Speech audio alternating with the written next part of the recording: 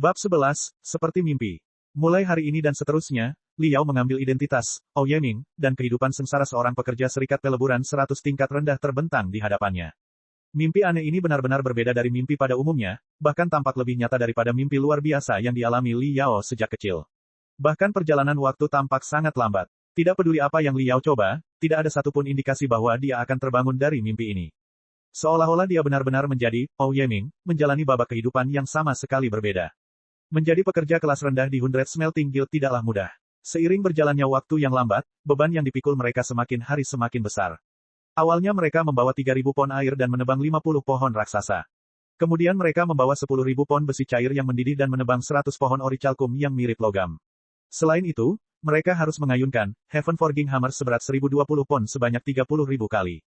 Dan instruktur pekerja tingkat rendah, Sang Titan, sepertinya telah menandai Li Yao dengan kuat di benaknya sebagai duri dalam dagingnya. Setiap hari, dia akan membawa masalah pada Li Yao selama 3 kali makan sehari. Jika Li Yao melakukan kesalahan sekecil apapun, dia pasti akan terkena serangkaian teknik Palu Chaos Gale 108 tangan, yang membuatnya berada dalam kondisi antara hidup dan mati, kondisi yang sangat menyakitkan yang diinginkan oleh seseorang, sudah mati. Hari demi hari, tahun demi tahun, waktu berlalu di dunia mimpi seperti kerlap-kerlip lampu dan bayangan yang lewat. Rasanya 10 tahun telah berlalu. Hari demi hari, pekerjaan yang melelahkan dan membosankan merupakan siksaan yang tidak manusiawi dan perlahan-lahan memadamkan kesadaran diri Li Yao. Nama, Li Yao, adalah sesuatu yang sudah sangat jauh. Bahkan kenangan masa lalunya hanya menjadi butiran pasir di kedalaman pikirannya yang terdalam. Mereka telah tenggelam ke kedalaman dasar laut yang tersembunyi dan tidak ada satupun riak yang muncul di permukaan. Dia benar-benar, Ouyeming. Ouyeming yang merupakan pekerja tingkat rendah serikat peleburan 100 yang paling menonjol. 30 tahun darah, keringat, dan air mata. Dia menempa dirinya sendiri tubuh megah dari otot baja dan tulang besi. Dan betapa pahitnya Sang Titan, dia juga sepenuhnya memahami inti dari teknik Palu Chaos Gale 108 tangan hingga kemahirannya melampaui beberapa anggota dalam dari 100 persatuan peleburan. Selain Titan, orang tidak lagi memanggilnya Ouyeming, semua pekerja tingkat rendah memanggilnya Kakak Ouye. Tahun 11, dia akhirnya menjadi pekerja penempa logam peringkat 2 dari persatuan peleburan 100 dan menerima kualifikasi untuk memasuki ruang penempaan logam. Tahun-tahun berikutnya berlalu dengan kecepatan tinggi. Tahun 14, dia menjadi anggota luar dari 100 Smelting Guild dan menerima gelar Pandai Besi. Dia sekarang memenuhi syarat untuk membantu dalam casting dan menempa pedang terbang tingkat rendah yang digunakan oleh anggota guild luar. Tahun 21, dia menjadi Master Craftsman dan memiliki crafting furnace miliknya sendiri. Dia sekarang bisa membuat dan menempa pedang terbang tingkat rendah sendirian. Tahun 29, ia menjadi pengrajin Grandmaster. Dia adalah perajin nomor 1 di antara anggota guild luar. Tahun 31, para penggarap iblis menyerbu. Ouyeming mengambil alih tugas melawan 7 persekutuan iblis besar di medan perang. Dia menghancurkan dan membunuh 24 anggota Building Foundation Stage dari para penggarap setan. Pada saat itulah Persatuan Peleburan 100 menemukan bahwa dia telah menggunakan teknik paling dasar, teknik Palu Chaos Gale 108 tangan, mendorong evolusi, dan mengubahnya menjadi 189 tangan. Tahun 33, Ouyeming duduk dan memberi hormat kepada Taois Yu Chang dari Persatuan Peleburan 100. Dia menjadi anggota guild dalam dari 100 Smelting Guild. 3 tahun kemudian, dia menjadi anggota inti guild dan menjadi petugas ruang penempaan logam. Tahun 38, Ouyeming membedakan dirinya di antara pemuda-pemuda 100 peleburan yang tak terhitung jumlahnya dengan menjadi orang pertama yang mencapai batas puncak tahap fondasi bangunan. Juga, berasal dari Ouye Elder Brother, orang lain mulai memanggilnya sebagai Senior Master Ouye. Pada tahun yang sama, dia mengambil putri satu-satunya pemimpin guild tertinggi ke-35 dari 100 Smelting Guild sebagai istrinya. Di pesta pernikahan, wanita cantik berjejer di dinding. Ouyeming seperti matahari terbit, masa depannya tampak tanpa batas. Dia teringat kembali pada hari-hari ketika identitasnya adalah pekerja tingkat rendah, ketika dia menyatakan dengan bercanda, akhirnya akan ada suatu hari, ketika aku akan menjadi pemimpin persekutuan 100 peleburan. Tampaknya hal ini bukan lagi suatu hal yang mustahil. Saat ini, ia memegang kekuasaan besar. Dia memiliki sumber daya yang tak ada habisnya dan maju dengan damai dalam jalur kultivasi, membuat kemajuan luar biasa. Banyak tetua guild mengawasinya dari atas, dan saudara-saudara yang tak terhitung jumlahnya membantunya dari bawah. Pemandangan masa depannya benar-benar tidak terbatas. Dia berada di puncak kehidupan. Hanya saja, saat dia mengingat kembali saat dia mengucapkan kata-kata itu sambil bercanda puluhan tahun yang lalu, samar-samar dia bisa mengingat semacam kenangan. Tak pelak lagi, riak ingatan akan muncul dari lubuk pikirannya, membuatnya merasa agak tidak nyaman. Suamiku, kamu pasti akan membuat dan membangun 100 Smelting Guild kami untuk menjadi guild pengrajin paling kuat di 3000 dunia. Istri kesayangannya berbaring di tempat tidur sambil menatapnya sambil tersenyum. Matanya yang buram selembut dan selembut air. Yeming sangat dalam merasakan getaran dingin. Sebuah penglihatan aneh tiba-tiba muncul ke permukaan. Seolah-olah ada sesuatu yang memutarbalikkan ruang dan waktu, membuat lubang di dunia. Wajah istrinya yang terbaring di tempat tidur menjadi kabur, tidak jelas, dan kabur. Itu berubah menjadi wajah lain yang bersih sampai ke titik kemurnian. Berjanjilah padaku, jangan ikut balapan jalanan lagi. Jadilah mekanik mobil yang jujur, tidak ada yang akan meremehkan Anda. Akan ada suatu hari di mana kita akan memiliki toko auto 4S kita sendiri. Berjanjilah padaku, Yao sayang. Dia tanpa sadar menganggukkan kepalanya. Dia mengedipkan matanya sekali dan tiba-tiba terbangun. Itu adalah perasaan yang sangat aneh. Sesuatu yang mirip dengan roh telah terlepas dari tubuh. Itu berubah menjadi bayangan kosong transparan dan melayang di udara. Kamar pengantin tampak sangat tenang di Yeming dan istrinya. Ia pernah berbagi pengalaman pribadi Yeming, tetapi sekarang berubah menjadi penonton seutuhnya. Saya bukan Yeming. Siapa saya? Aku, Li Yao. Bagaikan aliran mata air jernih yang mengguyur hatinya. Pikirannya terbangun pada pemahaman cemerlang yang sangat jelas. Dalam sekejap, dia menemukan jati dirinya sekali lagi dan kenangan masa lalu selama 72 tahun juga hancur menjadi pecahan warna-warni, sebuah mimpi sementara. Terlalu dekat. Jika aku terus berkubang dalam mimpi ini dan tidak mampu membebaskan diri, maka aku khawatir pada hari aku terbangun dari mimpi ini, orang yang akan terbangun hanyalah Yeming, bukan diriku yang sebenarnya. Li Yao mengingat kembali berbagai momennya di masa lalu, dan dia tidak bisa menahan diri untuk tidak basah kuyup saat dia berteriak keberuntungan. Mulai hari ini, dia berperan sebagai penonton dan terus berpartisipasi dalam pengembangan alam mimpi. Meskipun dia masih belum melepaskan diri, dia tahu dengan jelas bahwa ini adalah mimpi.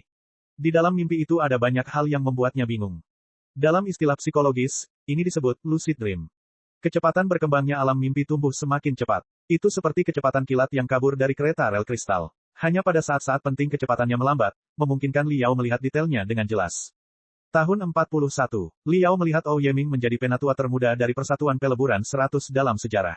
Pada tahun yang sama, dia membuat pedang rahasia, percikan mendalam, dan memenggal kepala Raja Sejati Dulong, seorang tiran penggarap iblis yang telah merebut tahap formasi inti. Tahun 43, Li Yao melihat Yeming mewakili 100 Smelting Guild dalam kompetisi 10 dunia dalam teori pedang. Dia menggunakan kekuatan pedang besar tirani yang unik, naga menelan 100 meter, untuk menekan pesaing luar biasa lainnya. Dia menerobos, mematahkan 92 senjata lawannya secara berturut-turut, merebut gelar, Gladstein of 10 Awards, dan menjadi ahli pedang yang dapat mengguncang selusin dunia ini. Tahun 52, Li Yao melihat para penggarap iblis menyerang sekali lagi.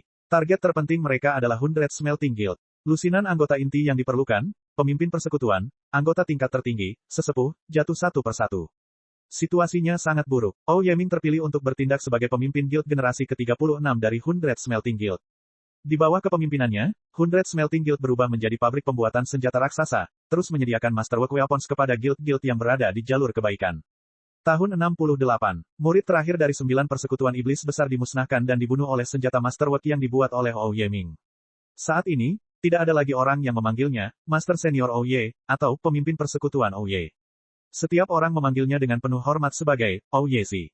Tahun 109, nama Yezi telah menyebar ke ratusan dunia sekitarnya. Bahkan orang-orang yang berada di seberang lautan bintang dari dunia tak dikenal, bahkan orang-orang dari jarak dekat jutaan dan jutaan kilometer berani menghadapi bahaya termakan oleh pusaran kekacauan primordial yang mengamuk. Mereka menyeberang menggunakan susunan transmisi kuno, tiba di Grand Forward, semua demi mendapatkan senjata masterwork yang dibuat oleh Yezi.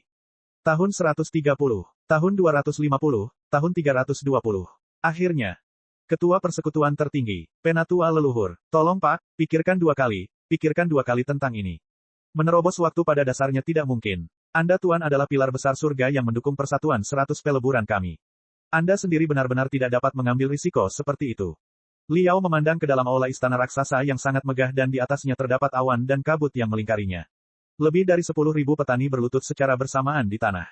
Mereka menghadap ke arah Yezi dan bersujud berulang kali. Ketukan itu membuat seluruh aula bergema dengan suara, bang-bang, sementara darah mengalir memenuhi bumi. Yezi, yang rambut dan janggutnya benar-benar putih, berdiri dengan megah di tengah-tengah rangkaian transmisi yang megah dan misterius.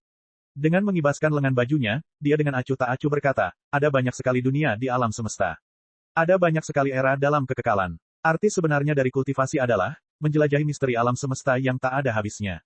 Orang tua ini kebetulan bertepatan dengan takdir dan secara tidak sengaja menciptakan sesuatu yang mungkin dapat melintasi waktu, Great Time Array. Meskipun kemungkinannya tidak pasti, saya perlu mengujinya. Untuk mengetahui apakah ia benar-benar dapat melintasi akhir zaman. Dia berhenti sejenak. Perlahan, dia mengalihkan pandangannya ke orang-orang di aula istana besar. Wajah Yezi ditulis penuh dengan kesedihan. Dia bergumam, murid-muridku, kalian tidak perlu berbicara lebih jauh. Semua artefak di dunia ini telah dipelajari sepenuhnya oleh lelaki tua ini.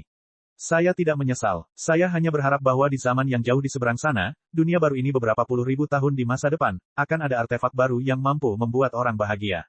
Nada suaranya tidak meninggalkan apapun. Ouyezi telah menyalakan Grid Time Array. Pilar cahaya yang menyilaukan datang dari kedalaman susunan transmisi yang aneh dan menyelimuti dirinya di dalam. Pilar cahaya ini dibanjiri gelombang energi esensi yang sangat dahsyat. Itu seperti banjir yang deras dan menyebar ke segala arah.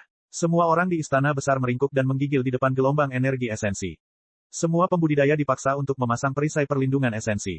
Para pembudidaya yang paling dekat dengan Ouyezi langsung terperangkap dalam gelombang energi esensi dan terbalik. Dan energi esensi itu sepertinya tidak terbatas. Ia terus berkumpul tanpa henti, bertambah, meluas. Rasanya seperti esensi menjadi binatang mitos yang mempunyai taringnya.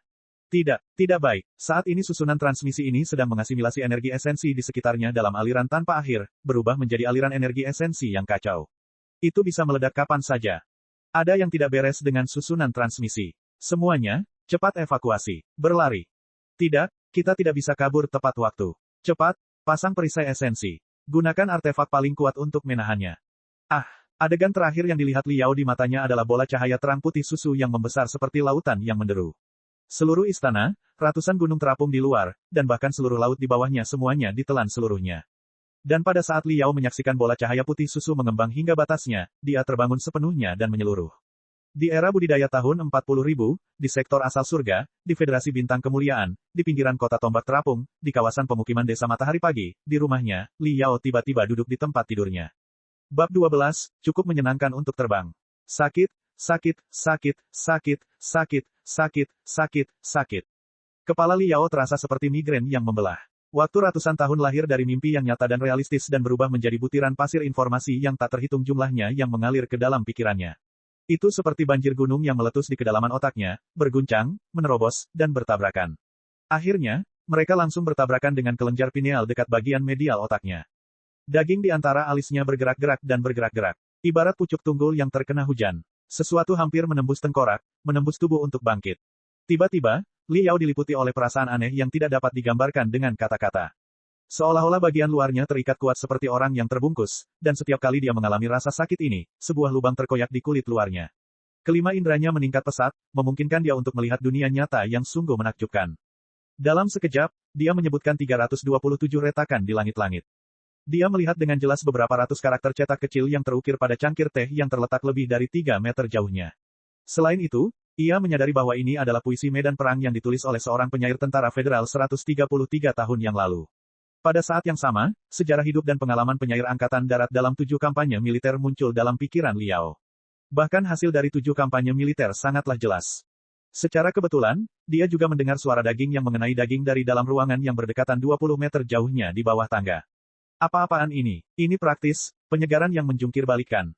Liao mengedipkan matanya, dan setiap kali dia berkedip, dia merasakan dunia menjadi lebih jelas sedikit demi sedikit. Warna-warna indah yang tak terhitung jumlahnya sehingga dia tidak dapat mengucapkan nama-nama yang menyerang sel optiknya. Benturan tersebut menyebabkan kepalanya menjadi pusing dan matanya menjadi redup. Hatinya bersemi karena kegembiraan. Kedua tangannya mengusap kuat daging di antara alisnya. Liao berusaha menjernihkan pikirannya, namun informasi dalam pikirannya mengalir seperti tsunami yang merusak. Ibarat sungai besar yang meluap tak terkendali. 58.942 dikalikan 88.743 sama dengan 5.230.689.906. Nomor tiket pemenang lotre penggarap federasi yang diterbitkan tahun lalu diberikan kepada nomor 738952745516 dengan hadiah 13.547.328 kredit. Setelah dikurangi pajak khusus sebesar 14,32%, seseorang akan menerima 11.607.350,64 kredit. Luas wilayah Star Glory Federation adalah 37.140.000 km persegi. Jumlah penduduknya 10,455 miliar jiwa. Jumlah militer adalah 16,7478 juta orang.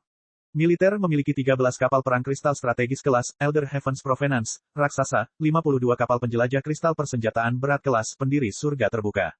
3 tahun lalu pada tanggal 30 Mei saya melintasi persimpangan antara jalan utama Luofu dan jalan Qishan. Pada hari itu suhu bervariasi antara 13 dan 21 derajat, dan terdapat angin kategori 2 bertiup dari barat laut. Dari arah barat dayaku yang terletak 11 meter jauhnya adalah seorang wanita mengenakan rok hijau muda. Usianya antara 26 dan 29 tahun. Hembusan angin mengangkat roknya, warnanya merah jambu dengan pola ungu muda. Peperangan gesekan yang terjadi saat ini di lantai bawah seharusnya adalah keluarga Penatua Zhou. 72 serangan dilakukan dalam 1 menit. Angka ini lebih tinggi dari tampilan khas kakak Zhou sebesar 35,8%, dan teriakan wanita juga lebih tajam dari biasanya setidaknya sebesar 23,4%. Jika kakak Zhou belum memakan sejenis obat rahasia, maka saya khawatir dia dikhianati. Apakah ini sebuah kesalahan? Bagaimana saya tiba-tiba bisa memikirkan begitu banyak hal dan memproses pikiran yang banyak dan tidak teratur ini? Persis seperti, sama dengan seorang kultivator.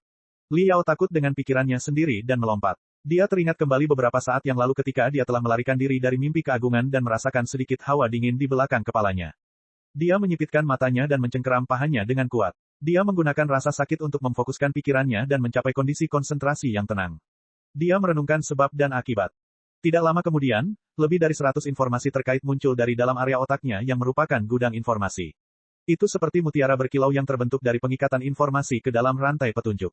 Prosesor kristal. Mengaktifkan. Liao menghela nafas pelan. Sebuah prosesor kristal muncul di ujung tempat tidur dan memancarkan seberkas cahaya lembut. Setelah serangkaian dering musikal, ding-ding, sinarnya menyebar dan menjadi hologram raksasa. Liao mengakses web di seluruh dunia. Dia membuka situs web bernama, Wanxiang Secer, memasukkan 3 kata, 100 Smelting Guild, ke dalam kolom pencarian, dan dengan ringan menekan skrip mesin terbang, luncurkan.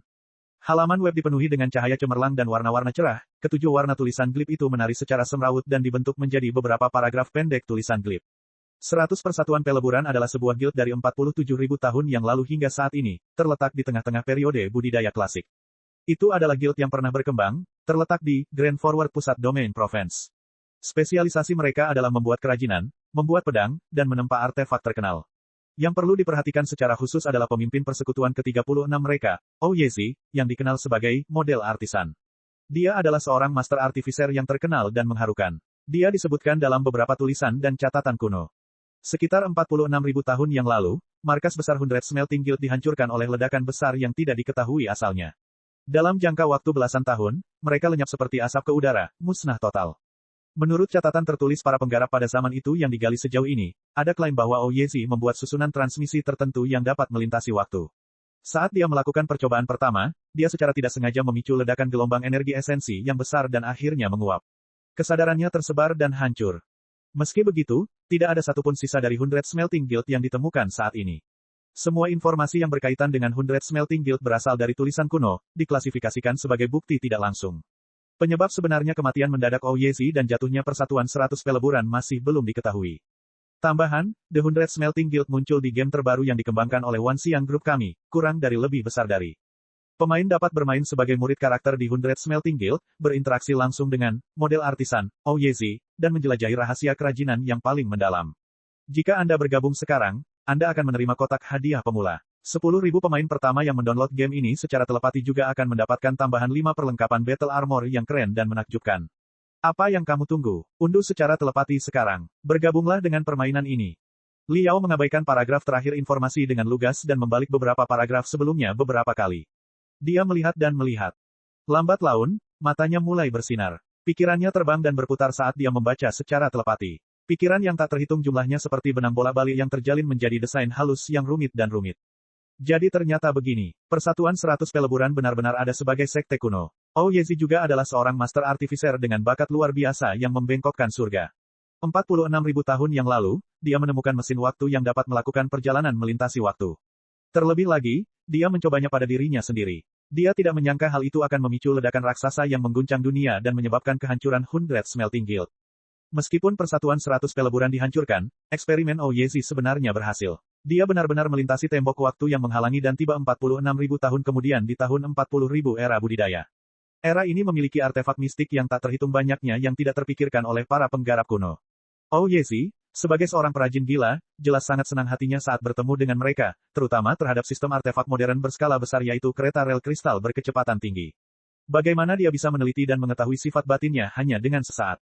Akibatnya dia, tertabrak kereta api. Saya rasa dalam hal perjalanan waktu, para kultivator akan menerima kerusakan besar pada tubuh mereka.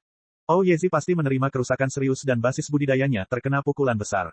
Kalau tidak, berdasarkan kekuatan tirani yang dia tunjukkan di dunia mimpi, aku tidak bisa mengatakan dengan pasti apakah kereta kristal itu mampu menjatuhkannya dari jembatan. Terlepas dari kata-kata apapun, mayat Ouyesi dicabik-cabik oleh kereta kristal. Namun, kesadaran mentalnya yang luar biasa akan lenyap begitu saja dengan mudah. Dia baru saja kebetulan saya menyeberang di bawah jembatan, dan pikirannya memasuki tubuh saya dengan upaya sia-sia untuk memaksa saya keluar. Ya, memang benar ketika aku merasakan angin dingin yang menusuk tulang mendatangkan malapetaka di dalam tubuhku. Itu pasti orang tua tercela yang memiliki niat jahat. Mimpi itu mengambil banyak bentuk yang tidak biasa, dialah yang mencoba menipuku dengan mendandani segalanya agar terlihat bagus. Jika aku tidak segera melihat ilusinya, orang yang akan berbaring di tempat tidur ini tanpa diragukan lagi adalah Ouyesi, yang akan merasa mendapat tawaran bagus. Tetapi, saya hanyalah rakyat jelata dalam hal kultivasi. Bagaimana saya bisa melawan pikiran kuat Ouyesi dan menggagalkan upaya kepemilikannya? Pikiran Liao mengalir dengan listrik dan berputar. Dia bergumam pada dirinya sendiri untuk waktu yang singkat dan memikirkan kembali mimpi keagungan ketika dia hendak bergabung dengan putri pemimpin guild tertinggi di kamar pengantin. Saat itu, riak yang tidak harmonis telah muncul. Pikirannya tiba-tiba bersinar dengan cahaya ilahi. Dia telah menemukan apa penyebabnya. Haha, Ouyesi, orang ini benar-benar tidak beruntung. Saat mempertimbangkan kekuatan mental kultivator tirani yang tiada taranya, jika dia mencoba merasuki siapapun di dalam federasi yang dapat dianggap sebagai kultivator tingkat rendah, saya khawatir dia tidak akan menemui ketidaknyamanan sedikitpun. Tapi saya berbeda. Kenangan yang bukan tentang dunia ini awalnya tersembunyi di bawah permukaan pikiranku yang terdalam. Untuk menjelaskannya dalam arti tertentu, tubuhku ini telah direbut satu kali oleh Liao dari planet bumi. Ini setara dengan sudah disuntik vaksin. Ada kekebalan alami terhadap kerasukan. Bahkan virus yang paling kejam pun tidak berdaya melawan orang yang telah mendapatkan vaksin. Ouyesi baru saja bernasib buruk. Bukan saja dia gagal memilikiku, dia malah meninggalkan manfaat yang besar. Tidak peduli betapa lambatnya reaksi Liao, dia menyadari semua perubahan serius yang menakutkan yang terjadi pada tubuhnya. Kecepatan proses berpikirnya setidaknya 10 kali lipat lebih cepat dari sebelumnya. Perubahan lainnya tidak akan disebutkan.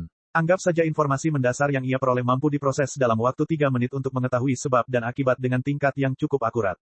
Jika itu dia dari masa lalu, kemungkinan besar dia tidak akan mengerti bahkan setelah 3 hari 3 malam.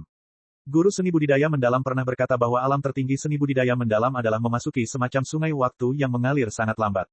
Sementara 1 menit berlalu di dunia nyata, 1 tahun akan terjadi di dunia mental, situasi yang luar biasa. Jika seseorang berkultivasi dalam situasi ini, manfaat besar akan diberikan untuk meningkatkan kecerdasan aktualisasi spiritual mereka. Saat saya berada dalam mimpi keagungan, sepertinya waktu beberapa ratus tahun telah berlalu. Mungkinkah saya benar-benar memasuki dunia misterius semacam ini? Saya juga diasah oleh pikiran mental Ouyesi yang tangguh. Apakah aktualisasi kuotienku meningkat pesat ketika aku tidak sadarkan diri? Liao mendengar guru berkata sebelumnya bahwa meningkatkan kecerdasan aktualisasi akan meningkatkan kemampuan seseorang untuk mengingat sejumlah besar kenangan dalam sekejap, meningkatkan kemampuan analisis dan komputasi, serta kemampuan proses berpikir dan persepsi. Tanda langsung lain dari bukti lebih lanjut adalah badan pineal di antara kedua alisnya. Di sana dia merasakan pertumbuhan yang hampir meledak. Tanda-tanda ini cocok dengan apa yang terjadi pada tubuhnya. Perkembangan. Saya tidak tahu seberapa besar kecerdasan aktualisasi saya meningkat.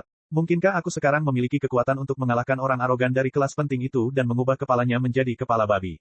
Bab 13, Reinkarnasi seorang pelahap. Liao seperti orang kaya baru yang memperoleh kekayaan secara tiba-tiba. Kegembiraannya terlihat jelas dan pikirannya dipenuhi dengan pemandangan berbagai sifat yang menjengkelkan. Dia membuang selimutnya dan melompat dari tempat tidurnya. Anehnya, kedua kakinya tertekuk, dan dengan suara putus asa, dia terjatuh dan tergeletak telentang. Di dalam tubuhnya, hanya perasaan kosong dan hampa yang tersisa, dan dia tidak mampu mengeluarkan setengah dari kekuatannya. Seolah-olah seorang pencuri telah membersihkan rumah dan bahkan membawa pintunya.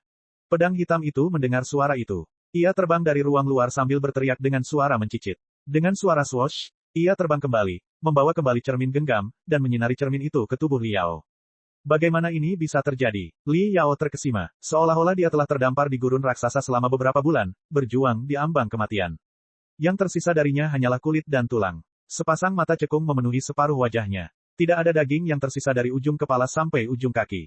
Pembuluh darah ungu muda terkulai di sekitar kerangkanya dengan lemah tanpa kekuatan. Dia sama seperti cacing tanah yang dipanggang hingga kering di bawah sinar matahari. Kulitnya telah berubah warna menjadi seperti abu, sebagian besar seperti vampir. Ketakutan ini tidak penting. Ketajaman panca inderanya, kemampuan ingatannya yang luar biasa. Otak kristal menghitung dan menganalisis kemampuannya. Dalam sekejap, ketakutan sebelumnya menghilang seperti asap di udara. Liao hampir terkejut karena dirinya yang normal. Kemampuannya hanya meningkat sedikit jika dibandingkan dengan dirinya sebelumnya. Pada saat itulah dia merasa perutnya seperti diisi bola api. Bola api yang menyebar dengan ledakan yang tidak pernah berakhir. Liao sepertinya mendengar sel-sel di sekujur tubuhnya dari ujung kepala sampai ujung kaki menjerit dan melolong sedih, lapar. Kelaparan, kelaparan. Itu sangat ekstrim sampai-sampai segudang pemikiran telepati di kedalaman pikirannya berada pada batas kelaparan, saling melahap. Cepat, hitam kecil, cepat beri aku makanan. Liao tidak pernah mengira dia akan sangat lapar. Dia merasakan sakit yang sama seperti kecanduan narkoba. Dia berguling-guling di lantai dan tiba-tiba bangkit ketika dia mendengar Blackwing berteriak keras. Blackwing mengeluarkan 2 teriakan. Ia tidak senang dengan kelakuan pemiliknya. Namun demikian, ia masih terbang ke ruang luar dan dengan cepat membawa kembali 2 kaleng daging kaleng, makhluk raksasa langit berbintang, seberat 5 pon. Meskipun nama, makhluk raksasa langit berbintang, terdengar sangat mendominasi, berkelas tinggi, dan mewah, sebenarnya itu adalah produk modifikasi sekte pembudidaya dengan menggunakan obat-obatan rahasia. Mereka mengambil daging biasa dari babi dan gajah dan mengawinkannya. Diklasifikasikan sebagai produk dengan pertumbuhan pesat. Dalam waktu 3 bulan, mereka menyebabkan kehidupan ternak buatan seberat 10 ton. Produk kalengan terakhir sangat berminyak, dan rasanya sangat rendah. Rata-rata penduduk kota jarang menyantap produk ini. Namun daging kalengan dengan campuran tulang dan jeroan ini memiliki harga jual yang murah, 15 kredit dapat membeli sekaleng daging seberat 5 pon dan dianggap sebagai makanan lezat yang langka di kalangan kelas miskin. Itu juga merupakan sumber protein utama Liao. Dia menyimpan 35 kaleng di rumahnya pada waktu tertentu. Ketika Liao bersentuhan dengan kaleng makhluk raksasa langit berbintang, dia seperti serigala liar yang kelaparan selama 3 hari bertemu dengan seekor domba yang dikuliti, dibersihkan, dan dibumbui. Matanya mengeluarkan sinar merah dan suara, mengi, keluar dari tenggorokannya. Tidak diketahui dari mana dia mendapatkan kekuatannya, tapi seluruh tubuhnya bangkit dan mengambil kaleng daging itu ke dalam pelukannya. Dia membuka mulutnya lebar-lebar ke dalam lubang berdarah predator yang menganga dan menggerogoti, mengabaikan keadaan. Genash-genash, menggertak-menggertak, suara gigi yang bertabrakan seperti 2 penggiling daging yang saling bertabrakan. Percikan api keluar dari sela-sela gigi gergaji itu. Sekaleng daging makhluk raksasa langit berbintang sangat asin, sangat amis, dan sangat berminyak. Biasanya, Liao hanya membutuhkan serpihan kecil dan tipis untuk dipadukan dengan 3 mangkuk besar nasi. Namun kali ini, dia seperti sedang memakan makanan lezat dan langka yang paling berharga di dunia. Dia melahap makanan itu dengan lahap seolah-olah dirasuki oleh seorang taoti, menghabiskan seluruh kaleng daging kaleng seberat 5 pon dalam 1 menit. Ada mati rasa di antara bibir dan giginya, dan perutnya benar-benar membengkak hingga tak tertandingi. Daging makhluk raksasa langit berbintang dikompres menjadi sangat padat. Saat daging dimasukkan ke dalam cairan, ukurannya bisa bertambah paling banyak selusin kali lipat. Sebuah pikiran bergetar di benak Liao dan muncul sebagai sebuah adegan. Itu dari mimpi keagungan. Instruktur pekerja tingkat rendah dari 100 Smelting Guild, Sang Titan, berbicara. Hirup bintang dan telan bulan. Teknik budidaya puasa ini memungkinkan Anda melahap energi esensi langit dan bumi secara langsung. Hanya kultivator tingkat tinggi yang dapat menggunakan seni mendalam ini. Kalian bahkan tidak mampu mencobanya. Bagi kalian, satu-satunya sumber energi esensi kalian adalah dari makanan. Dasar dari semua kultivator adalah makan. Pelajari cara berpesta. Ini adalah langkah pertama untuk menjadi seorang kultivator. Selanjutnya, saya akan menyampaikan kepada Anda semua seni hebat menelan paus. Teknik ini memiliki tujuan khusus untuk mengajari Anda cara berpesta. Ia mampu membantu kalian semua menjelajahi laut dan menyerap energi yang terkandung di dalam makanan. Ketika seni ini dikembangkan hingga puncaknya, kekuatan pencernaan dan kecepatan sistem pencernaan meningkat 100 kali lipat, memungkinkan seseorang menelan 800 pon daging hewan per hari. Bahkan tengkorak binatang ajaib yang paling tangguh dan paling keras pun dihancurkan menjadi debu, diserap seluruhnya, dan diubah menjadi energi paling mendasar, esensi. Esensinya langsung terisi kembali di dalam tulang kerangka seluruh tubuh, memungkinkan pembuluh darah seseorang mengembang dengan penuh semangat, memberikan seseorang kekuatan yang luar biasa. Perlu diingat, seni pembudidaya palu Chaos Gale 108 tangan tidaklah sempurna. Masih ada sedikit margin untuk perbaikan. Namun, jika Anda tidak mempraktikkan seni hebat menelan paus dengan baik, Anda akan selamanya menjadi manusia fana. Jangan pernah berpikir untuk melangkah di jalan kultivasi. Oh Yeming, kemarilah untuk senior ini. Ambil ikan seberat 200 pon yang menjijikkan ini dan makan semuanya. Senior ini pertama-tama akan mengajari Anda para anggota gunung utama Persatuan Peleburan 100, teknik rahasia ini, seni hebat menelan paus. Kelopak mata Liao tiba-tiba terbuka dan terlihat sepasang mata bulat dan menonjol. Suara, rumbel-rumbel, keluar dari dalam perutnya. Seolah-olah mesin bertenaga tiba-tiba menyala. Dalam sepersekian detik, rasanya seperti beberapa monster melarikan diri di dalam perutnya. Kulit perutnya meregang hingga hampir transparan. Kecepatan pergerakan pencernaan ususnya melebihi kecepatan orang normal sebanyak belasan kali lipat. Ia mencerna daging makhluk raksasa langit berbintang dengan kecepatan kilat, memecah dagingnya, mengubahnya menjadi bentuk energi yang paling dasar, dan menyuplai energi stabil ke tulang kerangka kering tubuh Liao dan juga ke 8 meridian Liao. Kecepatan pemuaian daging makhluk raksasa langit berbintang ketika dimasukkan dengan air tidak mampu melebihi kecepatan pencernaan dan penyerapan. Perut yang membuncit dengan cepat menjadi rata dan bahkan mulai menggembung ke dalam. Ini tidak akan berhasil. Saya masih lapar. Cepat, bawakan aku kaleng lagi. Makanan itu baru saja meluncur ke tenggorokan Liao. Dengan 2 atau 3 gigitan, dia melahap kaleng kedua daging makhluk raksasa langit berbintang hingga bersih sepenuhnya. Meski begitu, dia masih belum puas. Dia menamparkan papan lantai agar Blackwing tahu untuk terus mengambil daging. 3 kaleng, 5 kaleng, 20 kaleng. Dalam waktu singkat, dia tanpa henti memakan total 31 kaleng daging kalengan makhluk raksasa langit berbintang. Dia telah meminum seember penuh air, makan hingga kering, dan membersihkan seluruh persediaan makanan di rumahnya. Baru setelah itu dia bersendawa, berharap bisa makan lebih banyak. Mencicit. Blackwing memandang pemiliknya dengan agak cemas. Belum pernah ada orang yang memakan daging kalengan makhluk raksasa di langit berbintang dengan cara yang begitu gila. Ia tidak tahu penyakit apa yang diderita pemiliknya dan mau tidak mau bertanya dengan prihatin.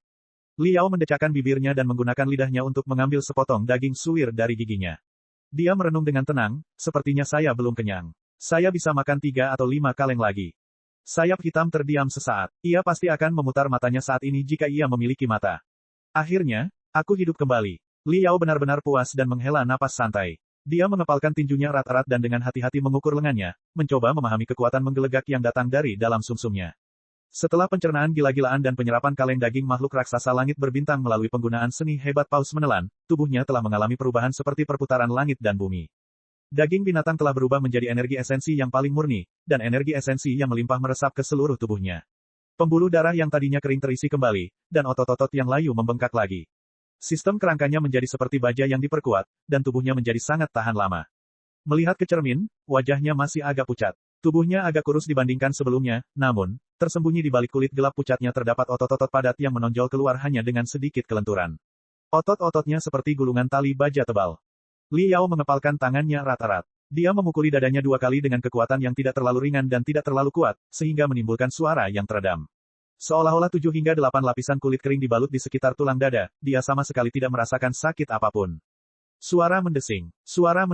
Dia mengayunkan lengannya, secara sadar mengayunkan 7 hingga 8 pukulan. 3 hingga 5 gambar yang menindas muncul tiba-tiba di udara kosong, dan suara tinju yang menembus udara terdengar. Kekuatan pukulanku meningkat setidaknya 15%. Kecepatan pukulanku meningkat setidaknya 20%. Seni hebat menelan paus dapat diringkas dalam satu kalimat, benar-benar kejam. Mengingat kembali pecahan ingatan dari mimpi keagungan memberinya teknik yang secara mengejutkan bisa digunakan di dunia nyata. Liao mau tidak mau menjadi liar karena gembira. Dia mirip dengan seorang gelandangan pengembara yang memungut rejeki nomplok yang jatuh dari langit. Namun, ketika dia mengunjungi kembali gudang besar kenangan dalam mimpi Ouyezi, dia menemukan bahwa meskipun dia dapat mengingat dengan sangat jelas pada detik pertama, detik berikutnya terperosok dalam kabut. Bintik-bintiknya berbintik-bintik. Itu sama sekali tidak berguna. Kalau saja aku bisa mengingat dunia mimpi dengan segala detailnya, bahkan jika aku hanya bisa belajar diam-diam dari pengalaman hidup Ouyezi dari masa mudanya hingga kematiannya, menjadi Master Artificer pertama di Federasi akan semudah itu, membalikkan tanganku. Ketika saatnya tiba, aku akan memiliki segunung emas dan lautan perak, aku akan memiliki kendaraan mewah dan wanita cantik, aku akan dihormati oleh semua orang, aku akan menjadi idola paling populer di antara jutaan anak muda. Liao terkekeh sambil tersenyum licik sambil membiarkan pikirannya berimajinasi dengan bebas. Blackwing mendengus dingin dengan nada meremehkan. Ia memutar gagangnya dan terbang menjauh. Tepat pada saat ini, prosesor kristal tiba-tiba mengeluarkan suara, Didi. Burung bangau origami virtual terbang keluar dari sudut kanan hologram. Ia terbang dan mengorbit di sekitar kepala Liao selama 3 putaran. Dengan suara, bang, itu meledak, berubah menjadi strip pesan sedingin es. Kamu tidak datang ke sekolah hari ini. Avatar kecil berwarna kuning montok mengikuti di bagian akhir. Alis avatar kecil itu miring secara vertikal, seluruh wajahnya dipenuhi dengan pertanyaan. Itu adalah si Jiaxue. Bab 14, Perbatasan Kecil Danau Tersembunyi. Liao harus menatap kosong cukup lama agar dia bisa mengingat bahwa, kemarin, dia telah membuat janji dengan si Jiaxue. Baru ketika dia melihat jam, dia menyadari bahwa saat itu sudah jam 5 sore. Secara mengejutkan dia tidur sepanjang hari dan malam. Tidak peduli betapa hebatnya kemampuan magis yang bisa dia munculkan di dunia mimpi, di dunia nyata, dia tetaplah pemuda miskin biasa yang kekurangan uang dan memalukan. Beberapa saat yang lalu, dia telah menghabiskan seluruh persediaan makanannya untuk beberapa bulan dengan sekali tarikan napas. 100.000 kredit hanyalah sejumlah besar uang baginya. Dia memiliki keinginan untuk memegangnya erat-erat secara fisik dalam genggamannya. Liao buru-buru mengetik tanggapan pada papan ketik skrip mesin terbang virtual, di mana kamu? Dalam 2 jam, tidak, dalam 1,5 jam, saya akan mengirimkannya kepada Anda. Saat dia menekan, kirim, skrip mesin terbang itu memadat dan berubah menjadi burung bangau origami ajaib virtual kecil. Ia terbang ke sudut kanan bawah hologram dan menghilang.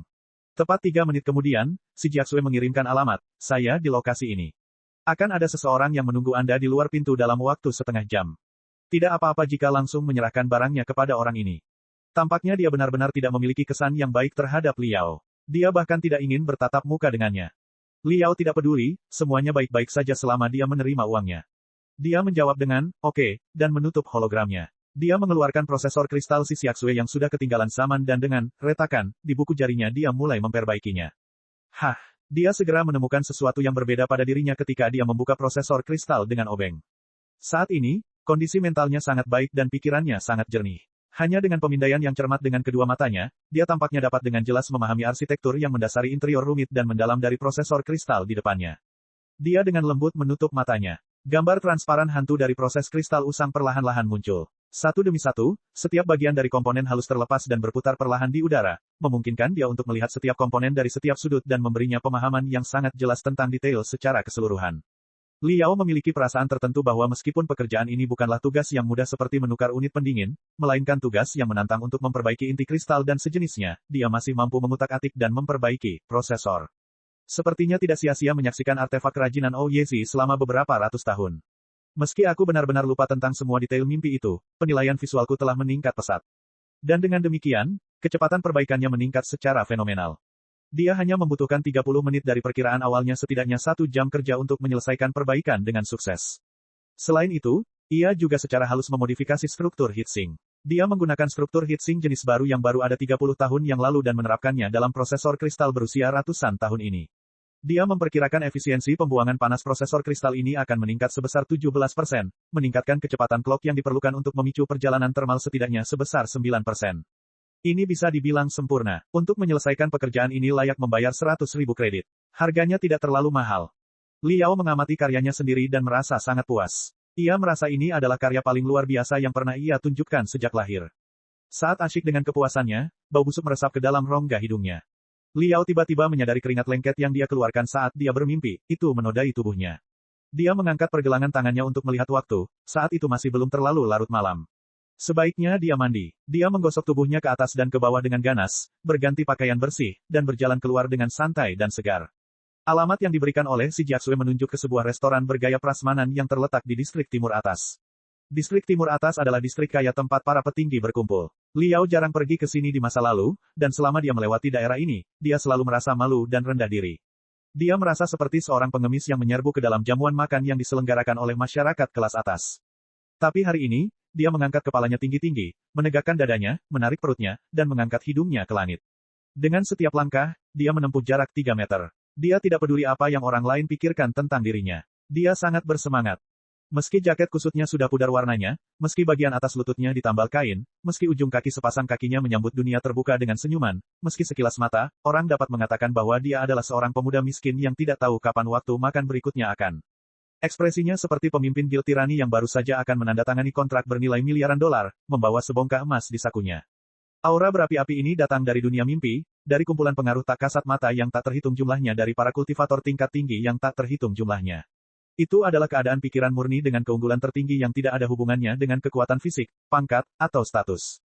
Dia seperti orang yang hidup puluhan tahun berhadapan dengan dinosaurus prasejarah. Pertemuan dengan harimau hanya akan dianggap bertemu dengan kucing rumahan yang gemuk baginya. Distrik Timur Atas terletak di pusat kota Tombak Terapung dan mencakup total 7 area danau buatan. Masing-masing area ini tersembunyi, terisolasi satu sama lain. Alamat yang diberikan oleh si Jiaxue menunjuk ke perbatasan salah satu area danau buatan, danau musim dingin yang tersembunyi. Itu adalah restoran prasmanan bernama Little Border of Hidden Lake. Restoran ini memiliki hutan bambu yang mengelilingi sekelilingnya dan restoran ini juga memanfaatkan lingkungan alam. Susunan mesin terbang cuaca dibuat untuk menyebabkan melayangnya salju sepanjang tahun dalam radius 100 meter. Hujan saljunya tidak lebat tetapi malah memberi restoran itu jejak astral zen. Restoran ini tidak dianggap sebagai salah satu restoran mewah kelas atas di kota Tombak Terapung. Harganya relatif murah dan lingkungannya lumayan, itu sangat bergaya. Bagi mereka yang berkuasa yang belum memiliki kekayaan besar, bagi anak-anak yang dihidupi oleh orang tua kaya dan diberi tunjangan, membelanjakan uang di lokasi ini cukup sesuai dengan statusnya. Seorang wanita mengenakan seragam rok sutra berdiri di luar pintu Little Border of Hidden Lake. Pelayan cantik ini mengenakan kostum sambil membawa kipas kertas. Dia menyapa Liao saat dia melangkah masuk dengan langkah besar. Cara Liao berjalan dan pakaian yang dikenakannya sangat bertentangan satu sama lain. Rasanya canggung untuk melihatnya, menyebabkan pelayan itu menatap cukup lama. Baru setelah itu dia bertindak dengan prosedur etiketnya yang dangkal. Halo Tuan, bolehkah saya bertanya apakah Anda murid Nimbus Merah kedua, Liao? Itu benar, si Jiaxue pasti membuatmu menungguku. Saya punya barangnya di sini. Apakah Anda perlu mencobanya? Liao tidak menyia-nyiakan kata-katanya saat dia meraih dan menyerahkan prosesor kristal itu. Pelayan berkostum itu tersenyum dan berkata, tidak perlu. Nona muda si berkata bahwa dia secara alami akan pergi dan mencari teman sekelasnya Liao jika ada masalah yang benar-benar terjadi. Tolong, terimalah kartu ini. Dengan sedikit membungkuk, pelayan berkostum itu memegang kartu kaca tembus pandang yang ditutupi tulisan mesin terbang di kedua tangannya dan menyerahkannya dengan sangat hormat. Ini adalah kartu tunai instan anonim. Aksara mesin terbang yang tertulis di kartu dapat dibaca oleh pemroses kristal dan isi uang di dalamnya dapat ditransfer ke rekening bank. Kartu ini juga dapat digunakan di sebagian besar toko dengan cara menggeseknya. Itu sangat nyaman. Ketika Liao menerima kartu tunai instan, dia dengan lembut menyentuh karakter mesin terbang ungu muda yang dijalin dengan warna perak di sudut kiri atas kartu. Kartu tunai instan itu sedikit bergetar, dan di permukaan kartu itu muncul serangkaian angka, 100.000. Si Jiaxue secara tak terduga mengumpulkan seluruh harga dalam satu kartu. Mata Liao bersinar. Dengan peluit yang agak tidak disengaja, dia berkata, Nona cantik, terima kasih banyak. Oh iya, kalau mau, bantu aku menyampaikan terima kasihku kepada si Jiaxue. Dan jika dia ingin melakukan bisnis apapun lebih lanjut, ingatkan dia sesering mungkin bahwa saya akan memberinya harga diskon yang besar. Liao mengambil kartu tunai instan dan memasukkannya dengan sangat hati-hati dan hati-hati ke dalam sakunya yang ketat. Dia berbalik dan pergi dengan senyuman dan cekikikan. Dia sedang menghitung apa yang akan dia beli di supermarket yang terletak di distrik biasa. Dia akan membeli beberapa ratus pon daging kalengan makhluk raksasa di langit berbintang untuk dibawa pulang, dan membeli sandwich daging sapi roti pipi utuh. Dia bersemangat untuk menyantap camilan tengah malam ini. Tepat pada saat inilah suara, teseses, terdengar di udara dari dalam Little Border of Hidden Lake. Itu adalah suara steak daging sapi kecil yang segar dan empuk yang dibakar di atas panggangan besi. Aroma samar daging bercampur dengan aroma belasan rempah-rempah langka menjadi wangi unik yang membubung seperti angin yang memabukkan dan melayang di luar. Perut Liao keroncongan. Dia tiba-tiba berhenti, seolah-olah ada tali tak kasat mata yang menariknya. Brengsek, bagaimana aku bisa lapar lagi secepat ini? Dia berkompetisi dalam kecerdasan dan keberanian saat dia bergabung dengan Ouyezi di alam mimpi. Energi yang dia konsumsi, mulai dari kemauan mental hingga stamina fisiknya, terlalu besar. Dia baru saja membebani kekuatan hidupnya secara berlebihan. Mengonsumsi beberapa lusin kaleng daging makhluk raksasa langit berbintang tidak cukup untuk memulihkannya. Dia baik-baik saja sebelumnya, tetapi ketika dia mencium aroma daging, dia dikirim kembali ke keadaan kecanduan narkoba yang sama seperti yang dia alami beberapa saat yang lalu. Perutnya berubah menjadi lubang kosong. Setiap bagian tubuhnya hingga tulang-tulangnya tersulut api kelaparan yang berkobar. Wajahnya berubah menjadi ekstrim dan air liur menetes dari ujung mulutnya. Liao secara otomatis membalikkan langkahnya dan masuk ke dalam dengan tatapan kosong. Auranya yang berapi-api seperti harimau lapar membuat takut pelayan berkostum itu. Wanita muda itu secara tidak sadar memblokir pintu masuk. Liao menyipitkan matanya. Gerahamnya bergesekan satu sama lain, menimbulkan bunyi dering, kakak. Dia seperti velociraptor yang hanya bisa makan rumput selama 3 hari terakhir. Wanita muda itu hampir menangis. Hatinya berseru, dari mana datangnya pria biadab ini? Berdasarkan penampilannya, apakah dia akan menelanku juga? Dia tidak bisa menahan diri untuk mundur 2 langkah. Dia menenangkan diri dan dengan susah payah tersenyum ketika dia berkata, ini, tamu ini. Tuan datang pada waktu yang tepat. Kami dari Little Border of Hidden Lake merayakan hari ini. Kami mendapat diskon 15% untuk semua item dan membebaskan biaya layanan. Makan malam mandiri hanya dikenakan biaya 1.280 kredit per tamu. Itu juga dilengkapi dengan sebotol anggur gadis berusia 30 tahun. Pemiliknya secara pribadi menguburkannya di ruang bawah tanah kami pada tahun-tahun yang lalu. Ini adalah kilang anggur restoran yang terletak di distrik kaya. Para pramusaji mendapat pelatihan khusus dalam melayani orang. Keterampilan mereka sangat tinggi. Tentu saja, mereka tidak akan mengusir seseorang berdasarkan penampilan. Mereka tidak akan melakukan kebodohan dengan menggunakan pakaiannya untuk menentukan apakah dia orang sakit yang malang. Hal ini terutama karena mereka berlokasi di pusat kultivator yang menampung sejumlah besar individu aneh dengan mentalitas yang agak menyimpang. Orang-orang ini adalah naga yang suka menyamar sebagai ikan. Mereka menyamar menjadi babi untuk memangsa harimau. Dosa jika mata mereka tidak bisa mengenali kehebatan orang-orang ini. Belum lagi betapa besarnya keberuntungan yang bisa terjadi dalam sepersekian detik. Seluruh staf pada akhirnya dapat menggunakan cuti sakit di unit perawatan intensif rumah sakit. Jadi, di distrik kaya, selama seorang tamu tidak datang untuk makan hanya dengan mengenakan celana boxer, semua tamu diperlakukan sama dan istimewa di tempat makan mewah ini. Pelayan berkostum itu juga tidak tahu dari mana asal dewa kasar Liao ini. Dia sangat bijaksana dengan pidatonya yang jelas tentang kualitas restoran dan dengan cepat menghindar ke samping. 1.280 kredit. Sepasang mata Liao menjadi agak kosong. Angka ini terlintas di benaknya dan dalam sekejap berubah menjadi sejumlah daging makhluk raksasa langit berbintang yang memenuhi setiap sudut dan celah. Pikiran utamanya adalah berbalik dan pergi. Meskipun demikian, tubuh lebih jujur daripada pikiran. Keharuman Barbex akan menjelma menjadi wanita cantik bertubuh penuh dan juicy di hadapannya yang menjilat bibir merahnya, menjentikkan mata menawan, dan tertawa ringan dengan nada musikal. Sepertinya dia menelan kenari raksasa. Jakunnya menggulung ke atas dan ke bawah terus-menerus. Iblis dan malaikat di dalam hatinya sedang mengamuk perang. Dia lumpuh total. Dia berada dalam kebuntuan tepat, setengah detik. Pertahanan hatinya hancur total. Nyala api menyala di mata Liao. Rasa lapar terpampang di wajahnya. Dia melonggarkan ikat pinggangnya sedikit dan seperti seekor harimau ganas yang turun dari gunung. Seperti anjing lapar yang keluar dari kandangnya, dia melolong saat masuk. Hanya 1280 SKS kan. Saya baru saja mendapat 100.000. Sekali makan tidak akan membuatku miskin. Hari ini akan menjadi pengecualian. Desain interior Little Border of Hidden Lake benar-benar cerdik. Ruang makan dibuat menjadi koridor panjang. Lentera dan taman dibagi menjadi selusin area pribadi. Meja-meja yang penuh dengan makanan dapat ditemukan di mana-mana di setiap area. Hal ini menjamin setiap tamu dapat makan di lingkungan pribadinya masing-masing. Dan betapa berlimpahnya makanan lezat yang ada di sana. Bagaimana hal itu bisa dijelaskan?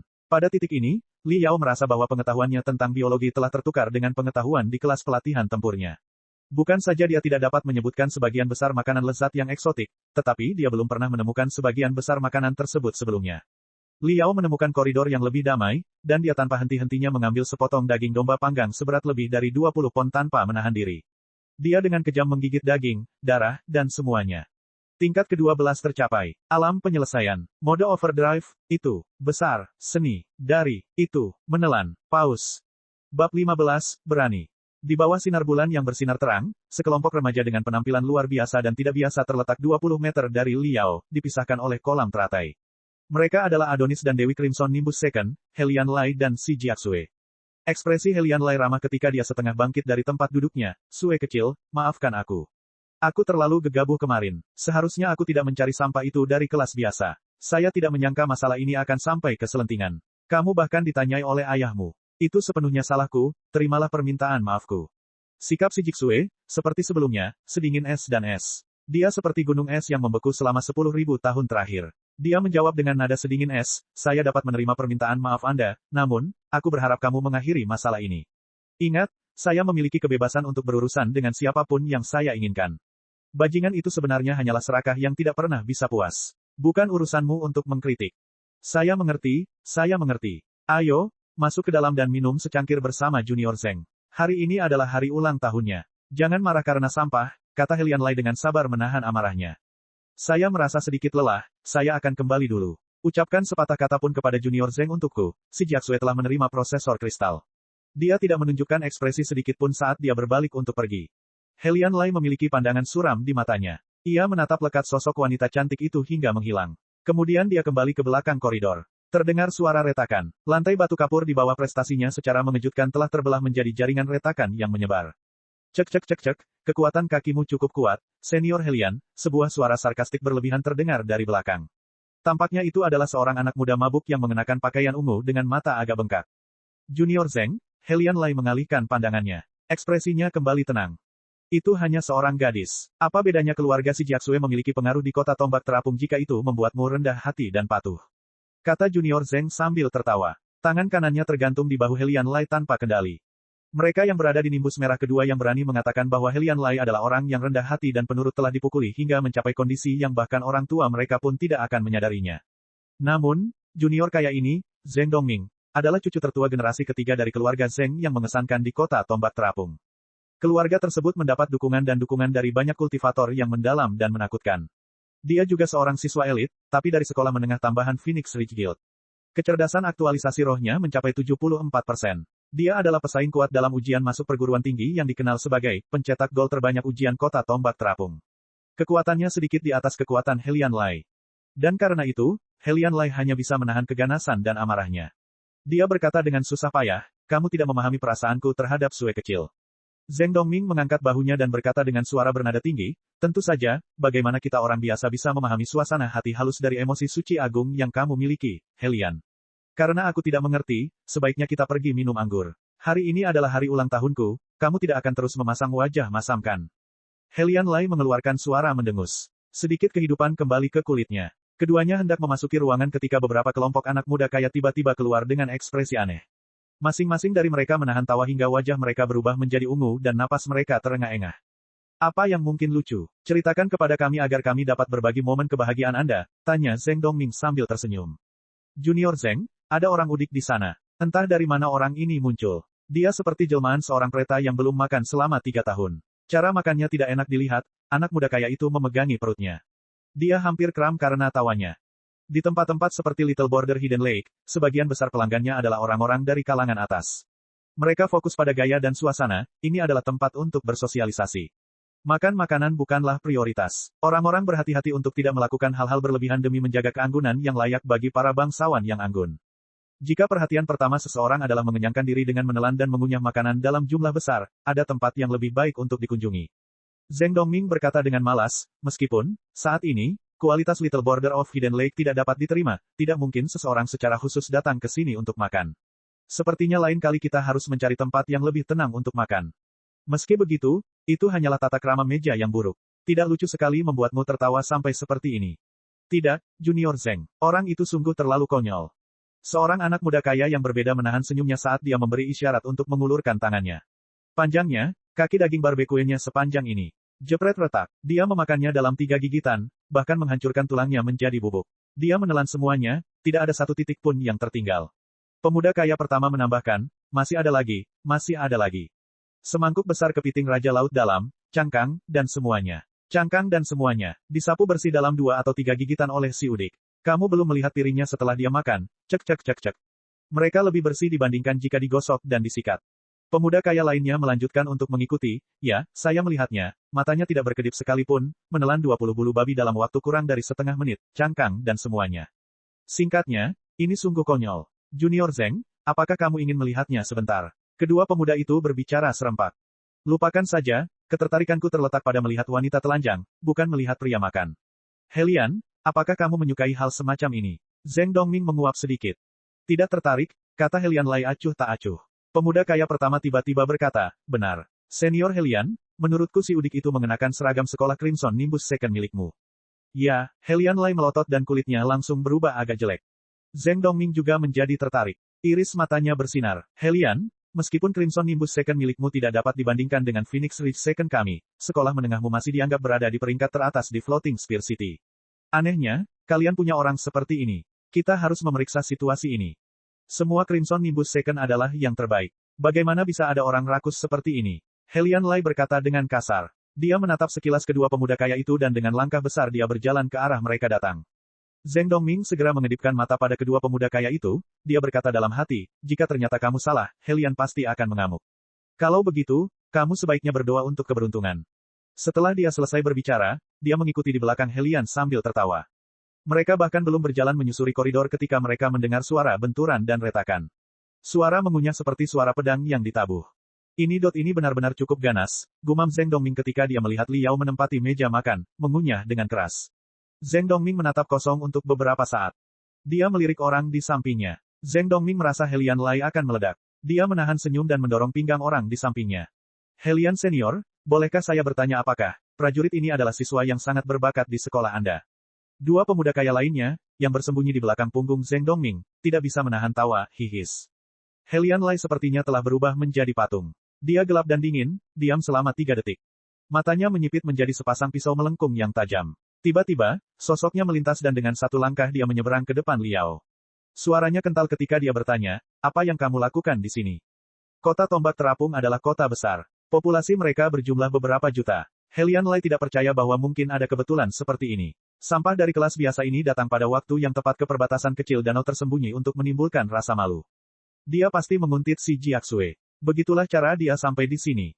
Liao sudah makan sampai dia bersemangat. Tiba-tiba, ada seseorang yang mengaum di samping telinganya. Memalingkan kepalanya untuk melihat, dia menatap sedikit dan tidak bisa menahan diri untuk tidak mengerutkan kening.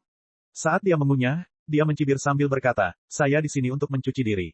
Jangan bilang kamu tidak bisa melihatnya. Saat Liao berada dalam mimpi keagungan, dia bertemu banyak kultivator dengan kekuatan tirani. Karakter sampingan kecil seperti Helian Lai bahkan tidak bisa menjadi umpan meriam. Iris mata Liao secara otomatis menunjukkan sedikit rasa jijik. Helian Lai dari Crimson Nimbus Second selalu menepati janjinya. Bahkan siswa dari kelas penting tidak berani untuk tidak menaatinya. Tak terpikirkan kalau sampah kelas biasa ini tidak hanya mengabaikan peringatannya tapi juga dengan sengaja mengejeknya dengan ekspresi menghina. Tiba-tiba, amarahnya mendidih. Dasar sampah. Kamu hanya menggoda kematian. Helian Lai tiba-tiba mengambil satu langkah besar. Dengan tangannya yang seperti garpu rumput, dia membuka jari-jarinya dan dengan ganas menamparkan wajah Liao. Bab 16/1 strip teripang. Suara mendesing. Helian Lai mengeluarkan aura yang mencengangkan sekaligus mengesankan. Tangannya secepat kilat, seperti kereta kristal berkecepatan tinggi. Dia bahkan belum melakukan kontak, namun angin kencang yang menyilaukan mata yang dia hasilkan telah menghantam wajah Liao dengan keras. Bola mata Liao seperti bantalan peniti. Rasa dingin naik ke tulang punggungnya dan bertabrakan dengan jantungnya. Tiba-tiba, sepertinya, gerbang telah terbuka dari dalam relung pikirannya. Panca indera yang sangat tajam baru saja terbangun dari mimpi keagungan beberapa saat yang lalu dan turun kembali. Dalam 1/10 detik, dia melihat dengan sangat jelas wajah kaget tiga pemuda kaya yang berdiri tidak jauh dari situ. Ia melihat dengan jelas setiap batang, cabang, daun, dan bunga dari setiap tanaman. Dia mencium aroma selusin hidangan yang berasal dari api dapur. Ia bahkan dengan jelas melihat seekor nyamuk bergoyang-goyang saat terbang pada jarak 7 hingga 8 meter. Di saat yang sama, dia juga melihat teripang tergeletak di lantai di antara dirinya dan Helian Lai. Dia telah menjatuhkan teripang itu ke lantai beberapa saat yang lalu. Dari lubuk pikirannya, kumpulan angka meledak, meledak, dan meledak. Mereka digabungkan menjadi serangkaian rumus yang menakjubkan, diringkas menjadi gaya rotasi torsi yang tak terhitung jumlahnya, tuas dan titik tumpu, vektor gaya, lintasan gerak, dan banyak lagi sebagai aliran informasi. Setelah 1/10 detik berlalu, Liao berkedip dan mengedipkan matanya. Tubuhnya bereaksi terlebih dahulu sebelum pikirannya belum memberikan respon. Dia tanpa sadar menggeser langkah kecil ke kiri. Helian Lai segera bereaksi pada saat Liao berpindah. Sosoknya sedikit berkilauan, menggerakkan lintasan serangannya sebesar 0,1 meter. Jadi, ketika dia membanting dengan keras dengan kaki kanannya, dia menginjak teripang yang licin dengan sempurna dan kehilangan keseimbangan di tubuhnya. Helian Lai tidak akan ceroboh jika dia menghadapi lawan yang berbeda, tapi Liao tidak lebih dari sampah kecil di matanya. Karena marah, Helian Lai tidak siap dan kakinya terlepas dari bawahnya. Liao berbalik sedikit ke samping. Helian Lai meluncur dari jarak sehelai rambut di sisi Liao. Liao bahkan melihat dengan jelas ekspresi terkejut dan patah hati Helian Lai. Mata Helian Lai yang melotot seakan keluar dari rongganya. Setelah meluncur 3 meter, Helian Lai menabrak meja berisi makanan, membalikkannya. Dengan crash, 3 atau 4 piring besar makanan terbalik dan menghantam tengkoraknya. Jus teripang yang kental memiliki aroma kerang yang kaya. Bakso ikan mutiaranya yang luar biasa lezat, tidak ada sedikit pun yang terbuang. Semua itu tampak pada rambut, wajah, bahu Helian Lai, dan pakaian mewah buatan tangannya yang mahal. Sepertinya Helian Lai baru saja mandi dengan ember berisi air kotor. Dia diam, keheningan yang menakutkan, seperti keheningan kuburan. Helian Lai tercengang. Setiap saraf di wajahnya membeku. Ekspresi anehnya telah berubah menjadi agak bingung, malu, murka, dan gila. Liao mengedipkan matanya. Dia menatap tak berdaya pada potongan teripang di, alis tajam dan mata berbintang, Helian Lai yang seperti sebuah karya seni pahatan. Teripang itu meluncur dengan santai ke lantai, tampak enggan berpisah dari Helian Lai. Situasi menyenangkan ini meningkat menjadi sesuatu yang besar. Dari mana asal anak muda ini? Dia terlalu ceroboh. Tidak jauh dari situ, Zheng Dongming tampak bergerak-gerak hebat seperti penderita epilepsi. Wajahnya yang tadinya sehat telah berubah menjadi ungu karena menahan tawanya.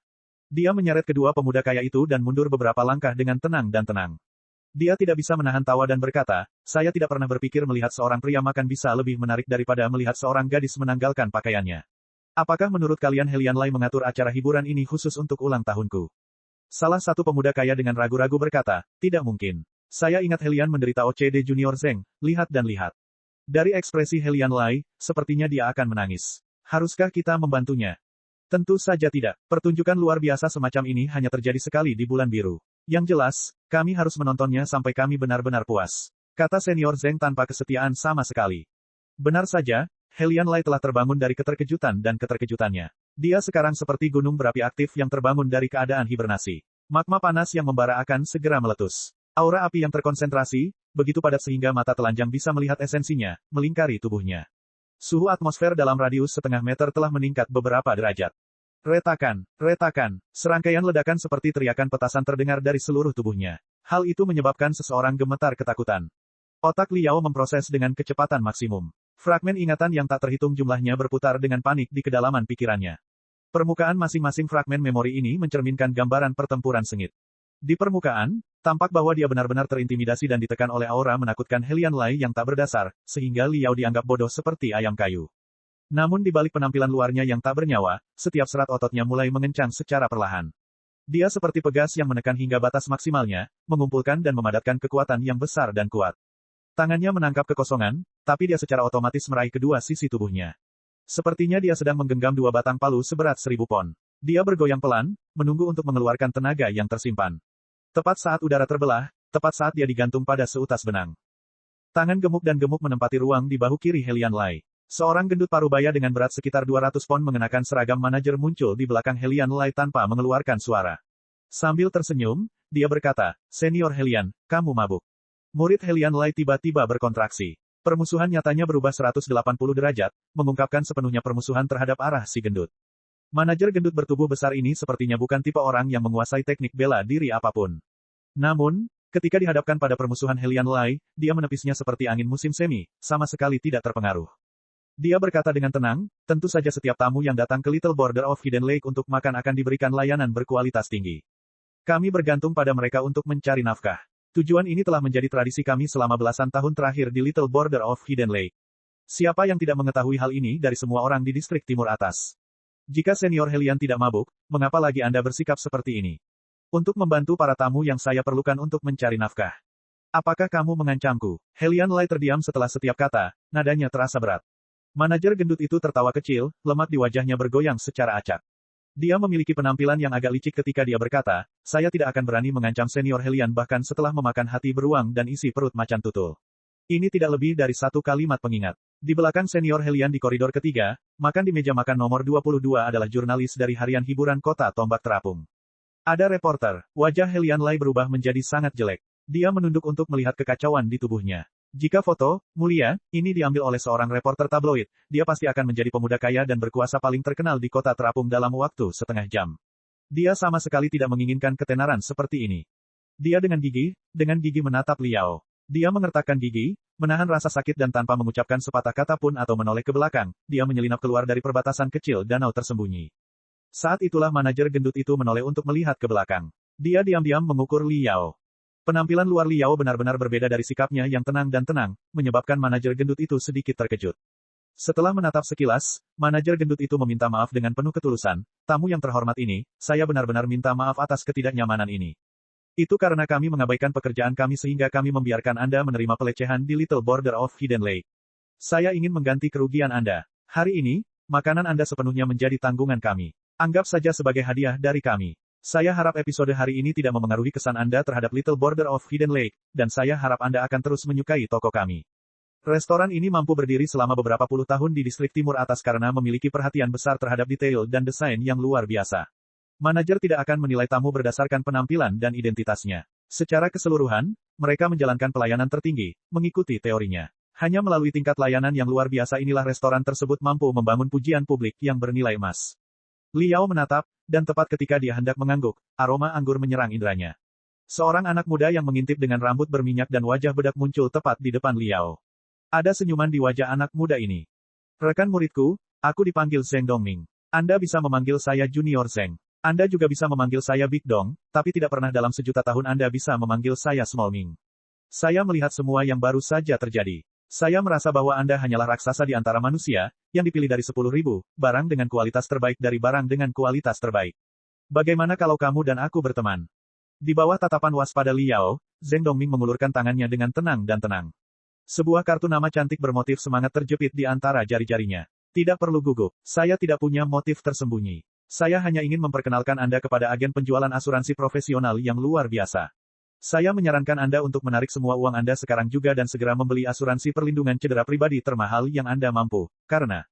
Dia berhenti sebentar. Senyuman yang sangat aneh terlihat di wajah Junior Zheng. Dia berkata dengan sedih, "Percayalah, kamu akan menggunakannya besok." Bab 17, Bibi Pasar Hantu. 1 jam kemudian, Liao berjalan sendirian di jalan utama di bawah angin malam yang memabukkan. Dia teringat kembali saat kepala Helian Lai ditutupi lobster, kerang, dan teripang, serta gambaran bagaimana dia melarikan diri dengan ekor di antara kedua kakinya. Sekali lagi, dia tidak bisa menahan diri untuk tidak tertawa sekuat tenaga. Hidupnya benar-benar berubah selama sehari semalam. Ini bahkan belum genap 30 jam, namun pembalikan yang menakjubkan telah terjadi. Sehari yang lalu, dia dihadang oleh Helian Lai. Seperti tikus yang dihadapkan pada serigala lapar, dia tidak bisa menahan diri sama sekali. Bahkan bernapas ringan pun menjadi mustahil baginya. Sehari kemudian, dia benar-benar membuat Helian Lai terpeleset dan jatuh tertelungkup. Dia telah memaksa Adonis dari Nimbus Merah kedua ini kalah, menyebabkan dia melarikan diri. Jika para Vengel Helian Lai yang gila di sekolah itu melihat apa yang terjadi, rahang mereka mungkin akan terkilir karena terkejut. Apakah ada perubahan yang lebih ajaib yang bisa terjadi di muka bumi ini? Adapun peringatan Zheng Dongming, dia tidak menganggapnya serius. Keyakinan yang tak terlukiskan samar-samar meresap ke atas, berasal dari kedalaman sumsum Liao. Meskipun dia yakin bahwa dia masih bukan tandingan Helian Lai, dia tahu bahwa begitu dia melewati masa kultivasi, dia pasti akan menerobos ke cakrawala baru langit dan bumi yang tidak terbatas dan luas, dengan ganas menginjak-injak Helian Lai di bawahnya, kaki. Kebohongan Helian. Kemarin, kamu menghinaku, menyebutku sampah. Hari ini, kamu ingin menamparkan wajahku. Saya akan dengan tegas mengingat kedua hal ini jauh di lubuk hati saya. 3 pukulan dan kamu keluar. Jika kamu berkelakuan baik, jika kamu meluruskan watakmu, jika kamu berperilaku dengan ekor di antara kedua kakimu, dan jika kamu berhenti memprovokasiku, aku akan segan untuk menanganimu, karena aku adalah orang besar yang sangat murah hati. Tetapi jika kamu bersikeras untuk terus melanjutkan cara bodohmu, jika kamu terus berjalan kikuk di depan Liao Si Hering, adegan berikutnya tidak akan sesederhana hari ini. Tanpa sepengetahuan Liao, udara dingin yang menggigit seperti yang dimiliki seorang kultivator kuno berusia 46.000 tahun telah bermanifestasi dan melingkari tubuhnya. Saat ini, dia awalnya bersiap pulang untuk istirahat malam. Besok, dia akan pergi ke pasar hantu bawah tanah untuk membeli obat penguat tiruan. Namun, pada saat ini, dia tiba-tiba berubah pikiran dan berjalan menuju lift yang menuju ke bawah tanah. Hanya tersisa 99 hari hingga ujian masuk universitas. Dia harus berusaha setiap menit, memanfaatkan setiap detik, dan memanfaatkan setiap waktu untuk berkultivasi. Lalu dia akan mengejutkan dunia pada ujian masuk universitas. Helian Lai, bukankah kamu mengatakan bahwa kita, siswa kelas umum, semuanya adalah ikan campur, apakah semuanya sampah? Jika, sampah, ini tiba-tiba mendapat nilai lebih tinggi darimu dalam ujian masuk universitas, hal, seperti apa yang akan membuatmu jadi seperti itu? Setiap kota besar dalam federasi memiliki pasar hantu bawah tanah. Itu adalah pemandangan unik yang dimiliki oleh kelas sosial pada umumnya. Di era budidaya 40.000, kedamaian belum tentu ada. Jalan yang benar dan gerbang iblis. Ras manusia dan ras iblis. Konflik antara berbagai kekuatan pengaruh menyebabkan keresahan terus-menerus. Federasi Star Glory juga telah lama berperang. Setiap pusat penggarap strategis di federasi telah digali sedalam 10.000 kaki dari tanah selama konstruksi awal. Mereka membangun tempat perlindungan serangan udara, saluran pembuangan, dan sumur ventilasi. Masing-masing fasilitas bawah tanah saling berhubungan satu sama lain, membentuk simpul yang kusut dan rumit menjadi benteng gelap seperti labirin. Dan kota bawah tanah menyimpan sejumlah besar makanan, air bersih, dan kebutuhan hidup lainnya. Mereka menggunakan energi spiritual untuk membungkus dan menyegel barang-barang ini, menjaga barang-barang tersebut selamanya dalam kondisi segar. Dalam skenario terburuk, bahkan jika permukaannya telah dikuasai dan ditempati oleh ras iblis, umat manusia masih bisa bertahan dengan mundur ke dalam benteng bawah tanah. Berbagai perbekalan tersebut cukup bagi beberapa ratus ribu orang untuk bertahan hidup setidaknya selama 1 dekade. Dan gudang senjata bawah tanah berisi senjata artefak dan pedang terbang paling rahasia yang dapat, dalam sekejap, memobilisasi 100.000 tentara untuk peluang serangan balasan, menunggu. Namun, saat ini, umat manusia sedang menikmati tahun-tahun emas kemakmurannya di sektor asal surga. Federasi Star Glory terus merintis dan memperluas wilayahnya dalam beberapa ratus tahun ini. Dengan serangan militer strategis, mereka menerobos pegunungan dan merobohkan benteng-benteng. Kehadiran militer yang pernah ada di masa lalu berangsur-angsur berkurang seiring dengan berubahnya batas teritorial menjadi wilayah pedalaman. Jadi, benteng bawah tanah juga secara tidak sengaja kehilangan signifikansi militernya. Tidak ada yang tahu pasti kapan hal ini dimulai, namun beberapa anggota kelas kemiskinan perlahan-lahan beremigrasi ke ruang bawah tanah yang kosong, hidup dan berkembang biak dalam jumlah besar di bawah tanah. Atau mungkin, pada awalnya, hal ini terjadi karena mereka terpaksa mengungsi ke bawah tanah karena tekanan gabungan dari harga perumahan yang semakin mahal dan tingginya biaya hidup di permukaan.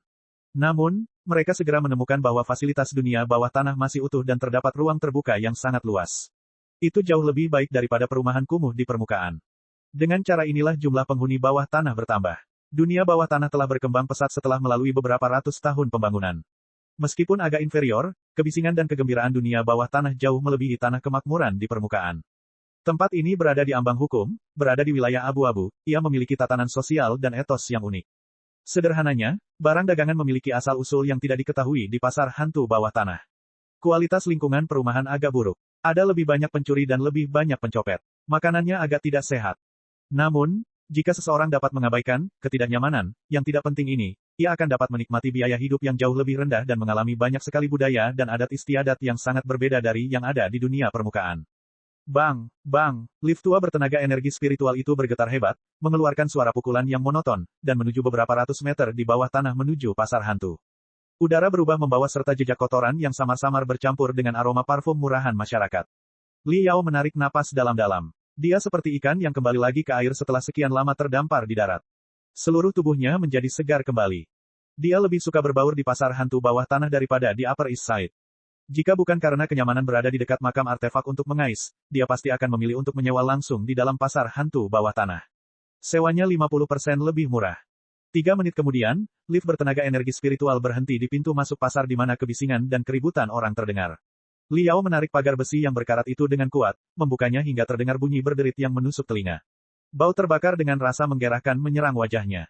Setiap bangunan di pasar hantu bawah tanah memiliki komposisi yang sama dan hanya berbeda sedikit. Karena mereka awalnya dipekerjakan mengikuti kode bangunan benteng militer, nomor digunakan untuk menandai distrik. Liao memasuki distrik nomor 59. Ini adalah jalan kuliner yang terkenal. Bahan-bahan tersebut memiliki sejarah yang mencurigakan, melalui berbagai cara yang tak terbayangkan dan aneh, dan diubah oleh seni kuliner menjadi makanan dan minuman hantu yang terkenal luas. Rasanya dijamin akan membuat orang menelan lidahnya sendiri, asalkan tidak terlalu mendalami proses pembuatannya. Stiker kue beras lemak babi panas. Panggangan emas dari tahu busuk yang digoreng. Bluetooth terbuat dari campuran bawang putih, darah babi, dan daging kuda dan yang terpenting menggunakan minyak yang dihasilkan dengan merebus ekor domba hingga halus. Tumis produknya. Kemudian taburan tambahan Black Crystal Salt, produk khusus dari Demon Biswas Telen di barat laut ditambahkan. Bluetooth menyebabkan orang segera menggigitnya, lidah mereka terbakar. Pasta darah setengah beku yang dicampur dengan minyak ekor domba masuk ke tenggorokan bahkan sebelum seseorang bisa mulai mengunyah. Seseorang hanya merasakan hangatnya bunga musim semi di tubuhnya, merilekskan dan meregangkan seluruh tubuh saat membuka setiap pori-pori. Itu adalah sesuatu yang tidak dapat ditukarkan bahkan dengan makhluk abadi yang paling bebas dan abadi sekalipun. Dikatakan bahwa banyak petani yang tidak dapat menolak makanan dan minuman hantu. Mereka sering mengubah samaran mereka untuk datang dan makan sepuasnya. Meskipun dia baru saja kenyang 1 jam yang lalu di prasmanan mewah, Liao bergerak untuk memberi makan dirinya sendiri. Dia membeli 5 sosis Bluetooth dan berdiri di depan penjual, menyipitkan mata karena senang. Seorang bibi berusia 30 tahun sedang memeluk seorang bayi. Sambil bergegas ke wajahnya, dia berkata dengan suara rendah, "Anak muda, apakah kamu tertarik dengan batu giok?" Dia mengeluarkan tas kulit dari bawah gendongan bayi. Sambil meraih tangannya yang montok ke dalam, dia mengambil 3 lembar batu giok dan menyebarkannya di tangannya. Badan batu giok ini berkilau jernih dan tembus cahaya. Mereka mengalir dengan cahaya cemerlang dan warna-warna cerah, memancarkan riak pelangi. Warna-warna itu menyatu di depan mata Liao, menjadi 3 nama. Kurang dari lebih besar dari, kurang dari lebih besar dari, kurang dari lebih besar dari. Terlalu tua, saya sudah melihatnya. Liao melirik sekilas dan tetap bergeming. Ini berbeda. Ini adalah remastering dengan ketelitian tinggi yang telah melalui penyempurnaan oleh penggarap kuat dari awal. Setiap slip giok berisi 900.000 jejak telepati. Definisi tersebut setidaknya 10 kali lebih tinggi dari biasanya. Setiap batang rambut dapat terlihat dengan jelas dan jelas. Saya jamin bagi Anda anak muda, sekali Anda menontonnya, Anda tidak akan pernah melupakannya. Setelah Anda menontonnya, Anda akan menginginkan lebih. Bibi itu melontarkan omongannya dengan sangat antusias. Tetap saja, lupakan saja. Saya keluar untuk menghabiskan waktu dan tidak membawa uang. Saya benar-benar minta maaf atas ketidaknyamanan ini. Ketika saya kembali, saya pasti akan membantu bisnis Anda. Dia menyingkirkan bibi penjual slip giok dengan susah payah dan juga selesai memakan 5 sosis Bluetooth miliknya. Liao menyeka mulutnya dengan perasaan sangat puas. Ia berjalan dengan tenang tanpa tergesa-gesa menuju toilet umum di pojok jalan kuliner. Bab 18, Penguatan Obat. Jalan kuliner membuat orang datang dan pergi. Bajingan bercampur dengan orang-orang jujur seperti naga yang bersembunyi di antara ikan. Udara di sekitar toilet benar-benar menjijikkan karena baunya yang menyengat. Liao mencubit hidungnya saat dia membuka toilet. Seperti yang diharapkan, dia menemukan beberapa lusin baris informasi tertulis di belakang pintu kios. Apakah kamu kesepian? Apakah kamu merindukan seseorang? Selama malam panjang berbaring di atas bantal, apakah Anda merasa sulit tidur? Cepat kirim pesan ke tautan Bangau Energi Spiritual nomor 3.877.134. Sucubi dari Gerbang Iblis. Gadis kuil dari Sekte Buddha. Pembudidaya pedang wanita cantik, 90 wanita cantik hadir untuk Anda pilih. Anda tidak perlu lagi menderita melalui malam-malam gelap yang panjang. Kami menghususkan diri pada angkutan terbang bekas. Kami memiliki mobil kualitas terbaik dan harga terendah. Kami sama sekali tidak menjual lemon. Pesan tautan ekran nomor 893.764. 7.734.982. Kami memiliki lebih dari 100 mantan prajurit pasukan khusus dan 10 penggarap tahap penyempurnaan. Kami berspesialisasi dalam menyelesaikan ketidaknyamanan, apapun. Kata, ketidaknyamanan, ditulis dengan warna merah. Ada juga tengkorak yang digambar di bagian akhir. Itu adalah pertunjukan yang sangat bersemangat. Liao membaca sekilas dengan cepat, membaca 10 baris dengan sekali pandang. Dia memindai dan segera dapat menemukan informasi yang dia inginkan. Kami menghususkan diri dalam memasok obat penguat. Harga kami murah dan efektivitas obatnya stabil. Efek samping obat kami kecil. Pindai mesin terbang misterius untuk detail lebih lanjut. Di akhir jalur informasi ini terdapat ukiran benang perak yang membentuk mesin terbang misterius yang sangat misterius, rumit, dan rumit. Liao mengeluarkan prosesor kristal mini genggam dari sakunya dan menyalakan fungsi pemindaiannya. Sinar cahaya biru menyapu mesin terbang misterius itu. Hologram prosesor kristal melompat ke halaman web. Itu sebenarnya adalah papan buletin lokal dari Floating Sphere City, sebuah postingan di bagian pertukaran gratis. Posting ini mencantumkan lebih dari 100 obat penguat yang berbeda. Postingan tersebut bahkan memperkenalkan secara rinci harga, efek, dan efek samping serta petunjuk penggunaan dan informasi lainnya. Istilah, obat penguat, mengacu pada kelompok obat kolektif. Pada dasarnya setiap penggarap dari setiap sekte, bahkan mereka yang baru mencoba sintesis obat, telah mencoba membuat obat penguat versinya sendiri. Setiap obat penguat mengandung bahan yang berbeda-beda dan melalui metode sintesis yang berbeda-beda, sehingga mempunyai khasiat yang berbeda pula. Beberapa obat dapat meningkatkan aktualisasi jiwa, kesehatan, dan kebugaran seseorang. Beberapa obat dapat membakar daya hidup seseorang untuk menghasilkan kekuatan bela diri yang hebat. Beberapa dapat memberi nutrisi pada sel seseorang dan mempertahankan aktivitas selulernya, sehingga meningkatkan umur seseorang. Ada yang bisa membuat seseorang terangsang pada ketinggian yang menakjubkan, memiliki tombak emas yang tak pernah jatuh, hingga mampu membajak ratusan wanita dalam semalam. Setelah ratusan tahun melakukan penelitian dan pengembangan, setiap sekte kini menghasilkan ribuan obat penguat yang lebih aman, lebih stabil, dan lebih efektif. Namun, harga jual obat-obatan ini berada pada harga yang sangat tinggi. Rakyat jelata akan kesulitan mendapatkannya untuk konsumsi jangka panjang. Pasar obat-obatan sangat besar. Tentu saja, akan ada orang yang ingin membuat obat penguat tiruan. Setelah beberapa ratus tahun melakukan eksperimen terus-menerus, sebuah kota kecil bernama Serpent Mountain Village, yang terletak di perbatasan selatan Federasi, akhirnya berhasil memproduksi obat penguat tiruan yang pertama. Ini adalah sesuatu yang dapat menghancurkan kehidupan. Mereka takut mencantumkan nama mereka pada produksi obat penguat ini dan hanya menandai obat tersebut sebagai produksi knock-off guild. Desa Gunung Ular terus berkembang. Kota ini berubah dari kota kecil di tepi perbatasan menjadi kota paling kacau di Federasi dengan populasi 10 juta orang. Hal ini kemudian dikenal sebagai lapangan tanpa hukum. Kata knock-off pun menjadi istilah yang khusus menyebut barang tiruan. Obat yang Liao persiapkan untuk dibeli adalah versi tiruan dari obat penguat yang terkenal digunakan oleh kaum muda untuk ujian masuk universitas. Obat penguat jenis ini sebagian besar disintesis di pabrik ilegal. Kualitasnya sangat bervariasi, dan sangat penting untuk menemukan penjual yang lebih dapat diandalkan. Liao meluangkan waktu untuk membaca rincian deskriptif obat tersebut. Dia pertama-tama menggulir ke akhir postingan untuk membaca balasan dari netizen lain.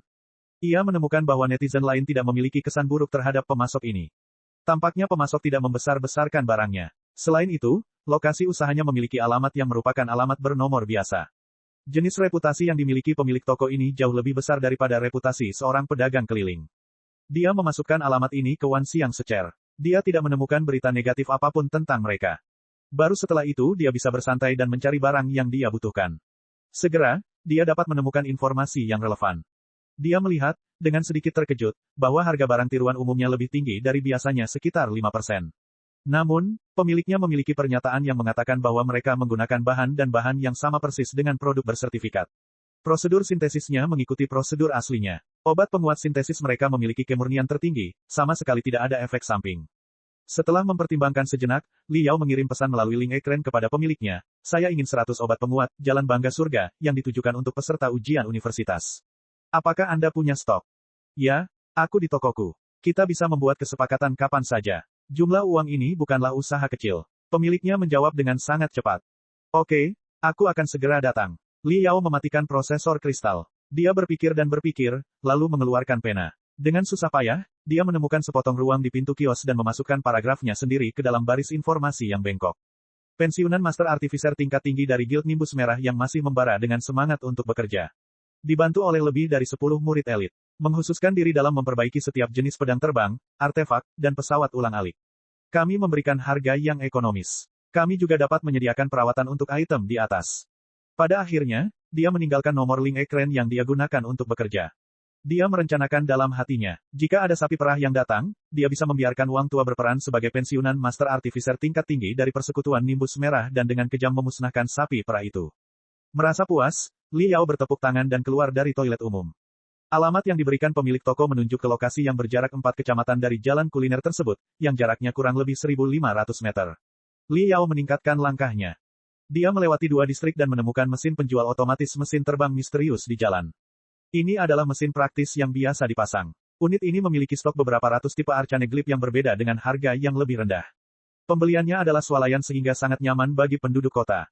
Li Yao memikirkan sesuatu. Dia meraba 3 koin di sakunya, mengeluarkannya, dan memasukkannya ke dalam slot koin mesin penjual otomatis. Dengan ketukan ringan di jarinya, dia memilih pattern Mas Glip.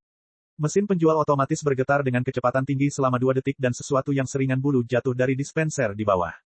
Dia merobek kemasannya dan menemukan masker wajah yang lengket. Beberapa lusin karakter skrip mesin terbang terukir di permukaan. Mereka meliuk-liuk, menjalin dan membentuk desain dekoratif yang elegan.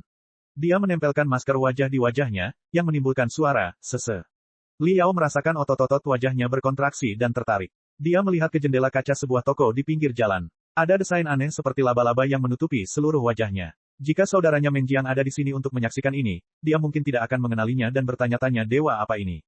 Kota hantu bawah tanah memiliki penjahat yang bercampur dengan orang-orang biasa. Ini adalah pertama kalinya Li Yao berurusan dengan pemasok obat khusus ini.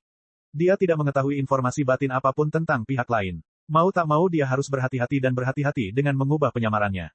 Dengan cara ini, jika kedua pihak menghasilkan pertengkaran apapun berdasarkan konflik, skenario terburuknya adalah perpisahan dengan cara yang langsung dan efisien. Kekacauan tidak akan tertinggal. Jenis pattern Mas Glip ini menghasilkan desain dekoratif yang unik pada bagian wajah. Kegunaannya adalah untuk mengubah suasana seseorang menjadi sesuatu yang lain. Efek akhirnya dapat dipertahankan selama 10 jam atau lebih. Itu adalah arcane rune yang paling populer dan terlaris di pasar hantu bawah tanah. Karena Li Yao akan melakukan bisnis gelap dengan hanya dirinya sendiri sebagai pihak, dia yakin pemilik obat tersebut tidak akan menemukan sesuatu yang mencurigakan. Distrik nomor 63 adalah distrik pemasok energi spiritual pasar hantu bawah tanah. Mereka bertanggung jawab untuk memasok seluruh infrastruktur bawah tanah dan saluran ventilasi dengan energi spiritual yang tidak terputus. Tempat ini tidak memiliki banyak pejalan kaki. Lorong-lorongnya sempit, dan pipa-pipa tebal saling bersilangan, tampak seperti segudang ular logam raksasa yang tertanam. Karena sudah aus selama bertahun-tahun tanpa perbaikan, beberapa pipa logam penuh dengan bintik-bintik berkarat, dan uap muncrat dari lapisannya dan berbunyi, tes-tes. Lorong logam itu redup dan gelap. Setengah dari lentera energi spiritual batu kristal rusak. Separuh lainnya berkedip-kedip antara terang dan gelap. Pencahayaannya terputus-putus. Di bagian dalam lorong ada gerbang logam geser sempit yang setengah terbuka. Tercetak di gerbang adalah seekor serigala hitam yang memamerkan taringnya dan mengacungkan cakarnya. Serigala hitam itu ditusuk dengan paku militer yang mengeluarkan darah dari kepalanya. Dan di atas gerbang logam itu ada 4 kata berbentuk persegi yang dibuat dengan mengelas potongan logam. Pembunuh serigala militan. Teriakan tiba-tiba, suara pemukulan, buk-buk, bau karat, dan bau busuk manusia datang dari dalam.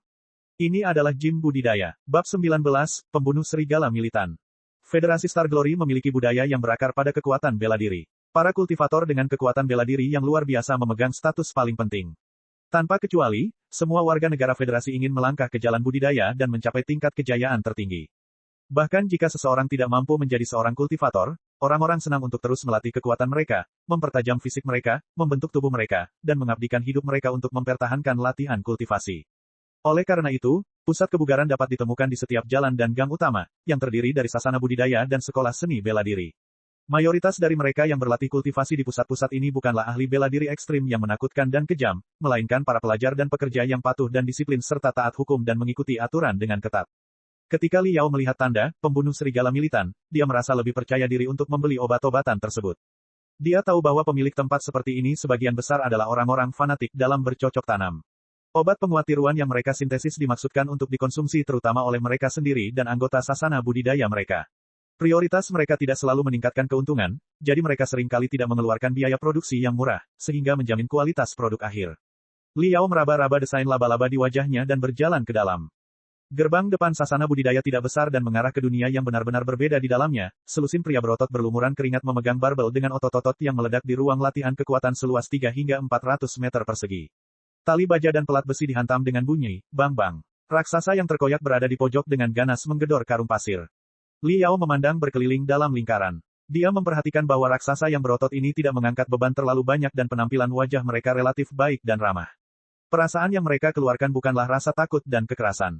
Mereka tampak seperti pekerja biasa. Li Yao tidak bisa menahan diri untuk tidak menghela nafas dengan hatinya yang merasa lebih tenang. Dia berjalan ke sudut dan bersiap untuk menanyakan pertanyaan kepada pria robek yang sedang meninju karung pasir. Pria ini tampaknya yang paling ramah di antara kelompok itu. Pria yang robek ini berada di tengah-tengah posisi yang tegang. Dia mengulurkan tangan yang ditarik ke belakang ke depan. Kekuatan ledakan yang dikeluarkan oleh seluruh tubuh menyatu menjadi satu tinju yang berat ini. Karung pasir itu hancur dan terbang ke atas menuju langit, kebetulan bertabrakan dengan wajah Li Yao dengan suara, "Po." Suara. Pria yang terkoyak itu mengeluarkan suara, "Ah." Dan bertanya dengan cemas, kamu baik-baik saja, kawan? Kepala Liao linglung dan hidungnya agak sakit. Lubang hidungnya berdenyut 2 kali dan dia menggelengkan kepalanya sambil berkata, bukan apa-apa. Bolehkah saya bertanya di mana saya bisa menemukan Zhao, pemimpin Sasana? Di ruang teh kecil yang terletak di belakang ruang latihan kekuatan, 2 pria penggemar masing-masing duduk di atas bantal berwarna hijau kamuflase. Di antara keduanya ada 2 cangkir, bacon, ayam panggang, kacang tanah, dan jenis makanan matang lainnya. Orang di sebelah kiri berusia sekitar 40 hingga 50 tahun. Di kepalanya yang botak dan penuh benjolan ada tato serigala yang ditusuk dengan paku militer. Lengan kirinya hilang, terpotong rapi dari tulang belikatnya. Sebagai gantinya, ada lengan palsu bertenaga energi spiritual yang diukir dengan lebih dari 1000 karakter mesin terbang. Di sebelah kanan tampak seorang pemuda berusia tidak lebih dari 30 tahun. Dia mengenakan jaket militer berwarna abu-abu yang sangat sederhana. Sepertinya dia sudah memakainya selama bertahun-tahun karena warnanya sudah luntur dan memudar. Jika Liao melihat orang ini, dia akan bersemangat sampai-sampai kesal dan pingsan. Pemuda yang menakjubkan ini adalah idola setiap siswa di Crimson Nimbus Second, pemula baru dalam lingkaran kultivator kota tombak terapung, anggota tahap dasar, Vien Blade Peng Hai. Pada saat ini, Peng Hai tidak mengeluarkan sedikitpun aura mengesankan seorang kultivator dari tubuhnya. Dia mengangkat cangkirnya dan berbicara terus terang dan lugas kepada pria bertato botak itu, instruktur tua, ayo. Untuk tahun-tahun kami dalam pertempuran sengit pada hari-hari itu di Demon Biswastelen. Secangkir lagi. Muk-muk itu jelas berisi minuman keras sorghum yang paling kasar. Peng Hai sangat boros, menjalani kehidupan mewah sebagai anggota besar lingkaran budidaya. Namun kelakuannya seolah-olah dia baru saja bertemu dengan nektar para dewa, meminum semuanya dalam sekali teguk. Dia mendecakkan bibirnya dengan keras, alkohol yang enak. Ini adalah minuman yang harus diminum semua pria. Bergerak agak kaku, pria bertato berkepala botak itu menggunakan lengan palsu energi spiritualnya untuk menggenggam dan mengangkat cangkir. Dia berkata dengan sangat terharu, Peng Hai, nak, aku tahu kamu sangat mementingkan perasaan persahabatan kami, meskipun Anda telah menjadi seorang penggarap tahap dasar, tidak pernah Anda lupakan. Anda belum melupakan instruktur tua ini dan hari-hari kita melewati api neraka bersama-sama. Bahkan sekarang, kamu perhatian. Tidak apa-apa jika Anda datang setiap beberapa hari untuk minum bersama saya, tetapi sebenarnya tidak perlu terus berlatih kultivasi di tempat saya ini. Tempat saya ini ditujukan untuk amatir. Prestasi kami sangat rendah. Sebagai penggarap panggung dasar, Anda membuang-buang waktu dengan berlatih di sini. Peng Hai tertawa, instruktur tua, persahabatan di antara kita tidak bisa digambarkan secara memadai dengan kata-kata, berani melewati api neraka. Ingat kembali tahun ketika kita melaksanakan operasi Razor's Edge bersama-sama. Suatu saat, jika kamu tidak memblokirnya untukku, aku sudah lama mati dan tidak bisa kembali lagi. Bagaimana saya bisa menjadi penggarap tahap dasar? Dan instruktur lama, Anda? Pandangannya beralih ke sisi kiri tubuh pria bertato botak itu. Suara Peng Hai membawa sedikit nada berat ketika dia berkata, kamu benar-benar membuang seluruh lengan kirimu. Kejutannya begitu hebat hingga jantungmu kehilangan 70% kekuatannya. Anda terjatuh dari tahap penyempurnaan ke-13 hingga menjadi orang kelas militer biasa, tidak punya pilihan selain meninggalkan resimen serigala. Pria bertato botak itu memberi isyarat maju mundur dengan tangannya. Dia berkata tanpa gentar, jalan kultivasi dipenuhi dengan bahaya di setiap sudut. Saya telah menghadapi kematian di mata saya, namun saya masih hidup. Ketika aku sudah melangkah ke jalan yang tidak bisa kembali ini, aku sudah menjalani hidup di ujung tanduk sejak awal. Aku siap kehilangan nyawaku di dunia bawah kapan saja. Ini hanyalah sebuah tangan yang telah kubuang. Apa bedanya? Jika Anda bahkan tidak dapat memahaminya, mengapa Anda terus berkultivasi pada masa itu? Bukankah lebih aman jika pulang ke rumah secepatnya dan menjalani kehidupan sebagai pekerja kantoran dan menikahi seorang istri? Kamu tidak perlu terus-terusan membawa hal itu dalam hatimu. Kita yang memilih untuk berkultivasi, ketika tangan kita dipotong, ketika kaki kita dipotong, anggota tubuh itu tetap kembali ke asal melalui kematian, dengan gembira melihat Tuhan. Ini adalah takdir. Lenganku yang terputus ditentukan oleh takdir. Apa hubungannya denganmu? Saya akan mengulanginya lagi. Jika saya tidak bisa mengkultivasi diri saya sendiri, mengapa saya tidak bisa mengajari orang lain untuk berkultivasi? Paman ini mengumpulkan dana pensiun cacat veteran yang sangat besar setiap bulannya. Aku minum alkohol, memanggang tusuk sate, dan setiap hari, selalu ada seseorang di atas tempat tidurku.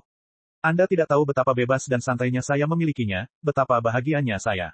Adapun rekan perang lama yang masih tetap di militer, Anda benar. Cukup banyak yang menjadi penggarap tahap dasar. Bahkan ada 2 orang yang membentuk intinya menjadi jagoan. Apa bedanya? Anda tidak bisa mengatakan dengan pasti bahwa besok mereka tidak akan menjadi sekarung diare tanpa potongan di dalam perut binatang buas tanpa jejak yang tertinggal. Kalau dipikir-pikir, aku berhasil dengan baik. Hahaha. Peng Hai dengan riang menjawab, merebut peluang, melepaskan kekhawatiran. Anda adalah instruktur lama dalam ingatan saya. Tulangmu berdentang seperti besi dengan tubuh bajamu. Namun Anda sedikit salah, instruktur lama. Saya tidak membuang waktu saya dengan datang ke sini setiap hari. Saya sebenarnya terlibat dalam beberapa metode kultivasi yang sangat penting. Pria bertato botak itu berkata dengan mata terbelalak karena terkejut, berkultivasi. Di tempatku yang rusak ini, teknik apa yang bisa kamu kembangkan? Peng Hai tertawa ringan dan menjelaskan, saya sudah bisa meledakkan kekuatan esensi saya untuk mencapai tahap dasar tingkat tinggi untuk sesaat. Namun, keadaanku sangat tidak stabil. Dalam banyak momen kritis pertempuran, kekuatanku tiba-tiba jatuh ke tingkat tengah tahap dasar, hampir menyebabkan kematianku. Ini karena aku meningkatkan kekuatan absolutku terlalu cepat, sehingga aku belum mencapai kendali sempurna atas kekuatanku. Jika saya ingin benar-benar berdiri kokoh di tingkat tinggi tahap fondasi, jika saya ingin menyerang batas puncak tahap fondasi, maka saya benar-benar harus menyelesaikan masalah ini secara menyeluruh dan tuntas.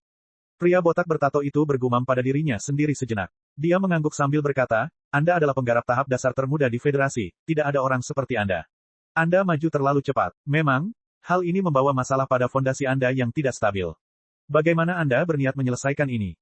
Peng Hai tertawa menjawab, untuk mengendalikan kekuatan tubuhku, aku menekan kekuatanku hingga 3% setiap kali aku datang mengunjungi sasana budidaya pembunuh serigala militan milik instruktur tua. Saya hanya mengeluarkan 3% dari kekuatan saya dan saya melakukan latihan beban berlebih yang progresif. Sebuah bola lampu meledak di kepala pria bertato botak itu, jadi ternyata kamu hanya mengeluarkan 3% dari kekuatanmu. Pantas saja, saya tidak bisa merasakan sedikit pun aura seorang kultivator dari tubuh Anda. Peng Hai mengangguk, saya telah bertahan dalam kondisi kekuasaan 3% selama sebulan.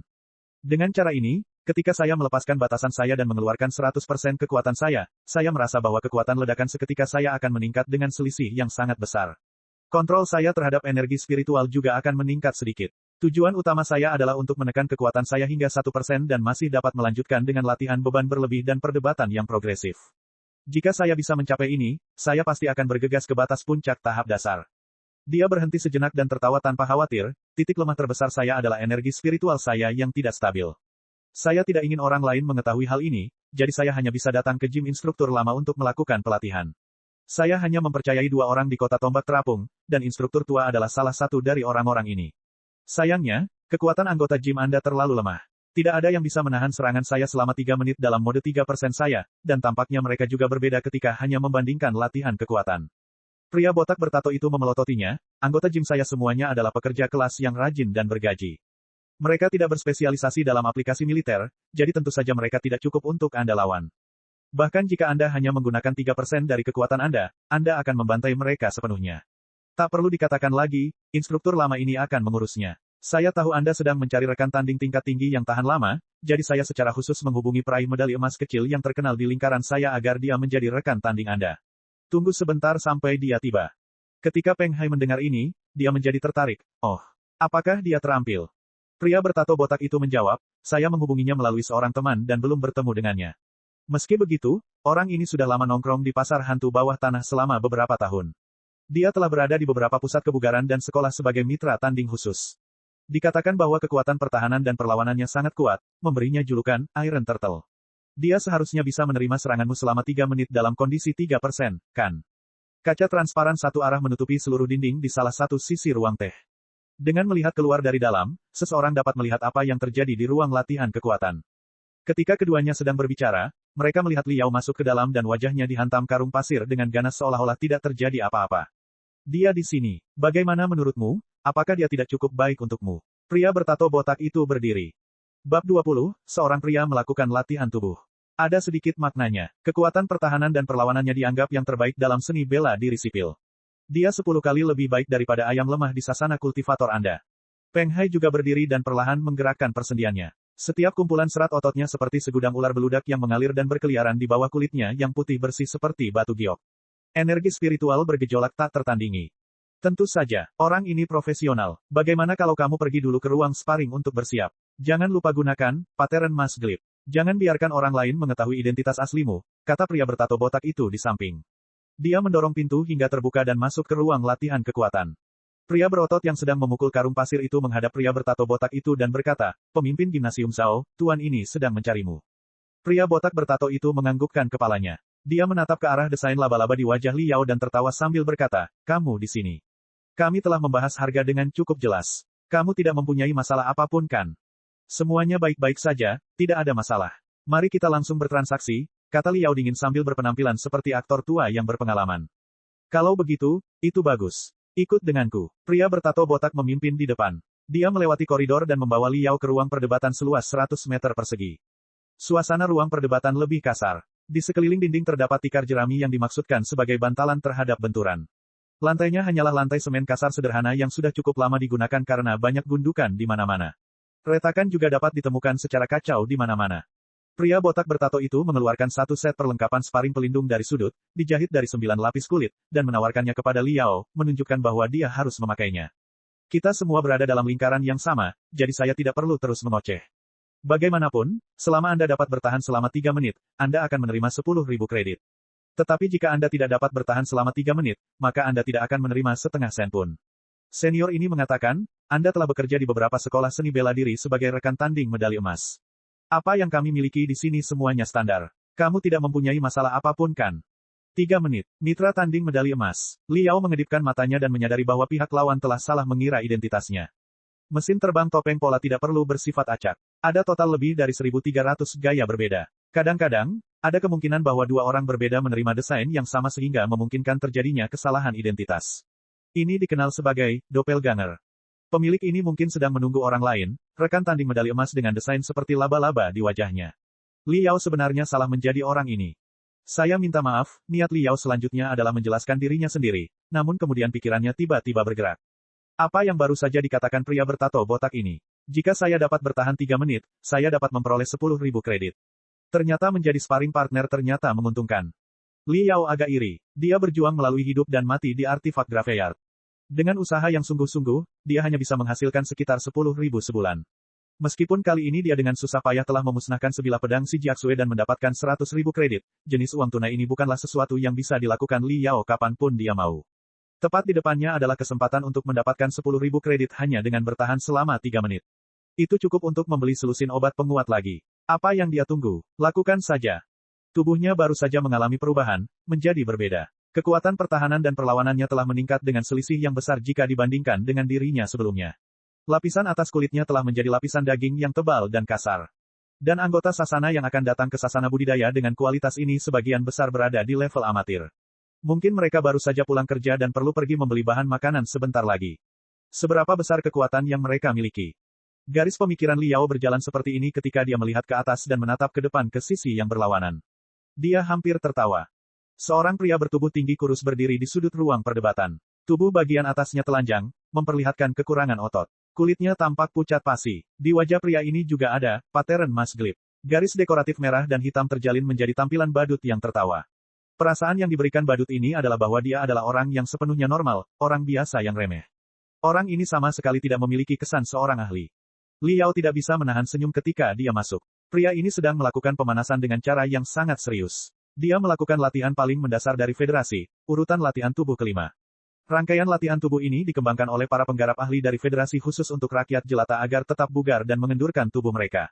Setiap warga federasi sudah mulai mempelajari ini sejak taman kanak-kanak. Ini jelas bukan jenis teknik tingkat militer. Itu adalah latihan gerakan anggota tubuh paling dasar yang tidak lebih dari mengembangkan tulang, otot, dan tendon. Saat ini, jika seseorang meningkatkan level keahliannya, mereka akan menampilkan gerakan yang lebih rumit seperti urutan latihan tubuh ke-9, yang membutuhkan sedikit lebih banyak keterampilan bela diri. Adapun urutan latihan tubuh kelima yang sepenuhnya mendasar, hanya siswa sekolah dasar yang akan terus menggunakannya sebagai latihan pemanasan. Itu jelas merupakan latihan pemanasan yang biasa dilakukan oleh siswa sekolah dasar. Badut yang tersenyum itu benar-benar melaksanakannya sampai tuntas. Tidak ada sehelai rambut pun yang keluar dari tempatnya. Setiap gerakan meregangkan tubuhnya hingga batasnya. Sepertinya badut itu sedang berkultivasi dalam suatu prestasi yang tak tertandingi yang menggemparkan dunia. 10.000 kredit ini hanyalah uang gratis. Jika aku tidak mengambilnya, Tuhan akan menjatuhkanku. Liao berteriak dengan marah di dalam hatinya. Pria bertato botak itu mengambil set kulit pelindung dan menyampirkannya ke tubuh Liao. Dia mengerutkan kening dan bertanya, apakah ada masalah? Liao bergumam pada dirinya sendiri sejenak dan bertanya, aku hanya bisa menerima pukulan. Aku tidak bisa membalasnya. Pria bertato botak itu menatap kosong sejenak. Ekspresinya berupa senyuman dan bukan senyuman. Sepertinya dia baru saja mendengar lelucon paling lucu di dunia. Dia mengambil dari peti peralatan di sudut, sisipan pelat besi besar, dan lembaran keramik yang diperkuat. Dia memasukkannya ke dalam kantong khusus di permukaan perlengkapan kulit pelindung. Dengan cara ini, Liao memiliki 3 lapisan perlindungan di tubuhnya, lembaran keramik yang diperkuat, sisipan pelat besi, dan 9 lapisan kulit. Pria bertato botak berkata, jika itu membuatmu bahagia, silakan dan balas menyerang. Bagaimanapun, aku sangat menganjurkanmu untuk melakukan yang terbaik untuk menahan serangannya sebelum memikirkan hal ini.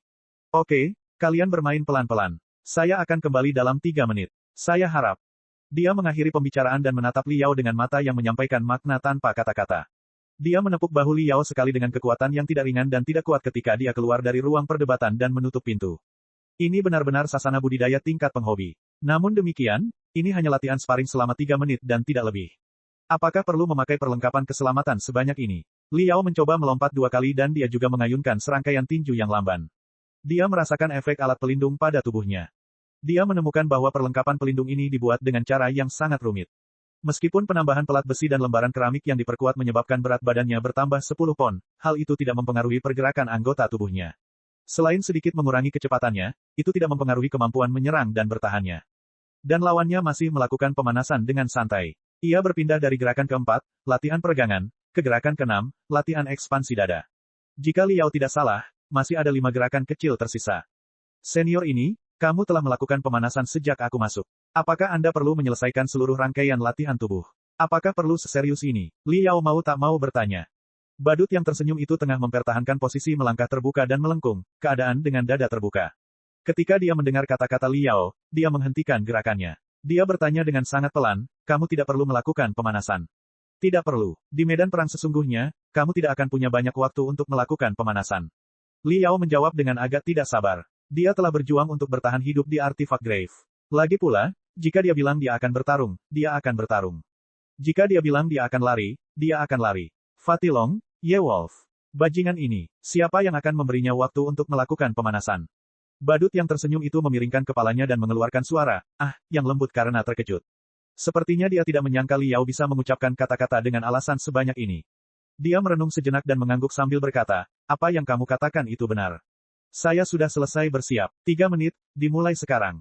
Suara mendesing. Pada saat kata-kata, mulai sekarang, terdengar di telinga Liao, suara angin yang menusuk telinga menusuk gendang telinganya. Beberapa saat yang lalu, badut yang tersenyum itu masih berada beberapa puluh meter jauhnya dengan posisi melengkung melakukan latihan pembesaran dada. Detik berikutnya dia benar-benar menghilang. Liao benar-benar tidak mampu melihat lintasan pergerakan badut yang tersenyum ini. Yang dia rasakan hanyalah rasa sakit seperti tusukan bantalan yang berasal dari tulang dada. Itu seperti tangan tak berwujud yang menembus 3 lapisan perlindungannya dalam sekejap. Itu langsung menembus dadanya dan mencengkeram jantungnya dengan kuat. Apa-apaan ini? Cek cek cek cek cek cek cek cek. Rakan-rakan kultivator sekalian, sebelum retret, sila terus berkultivasi untuk jurus subscribe, like, share dan komentar agar sekte novel Sadim terus berkembang pesat.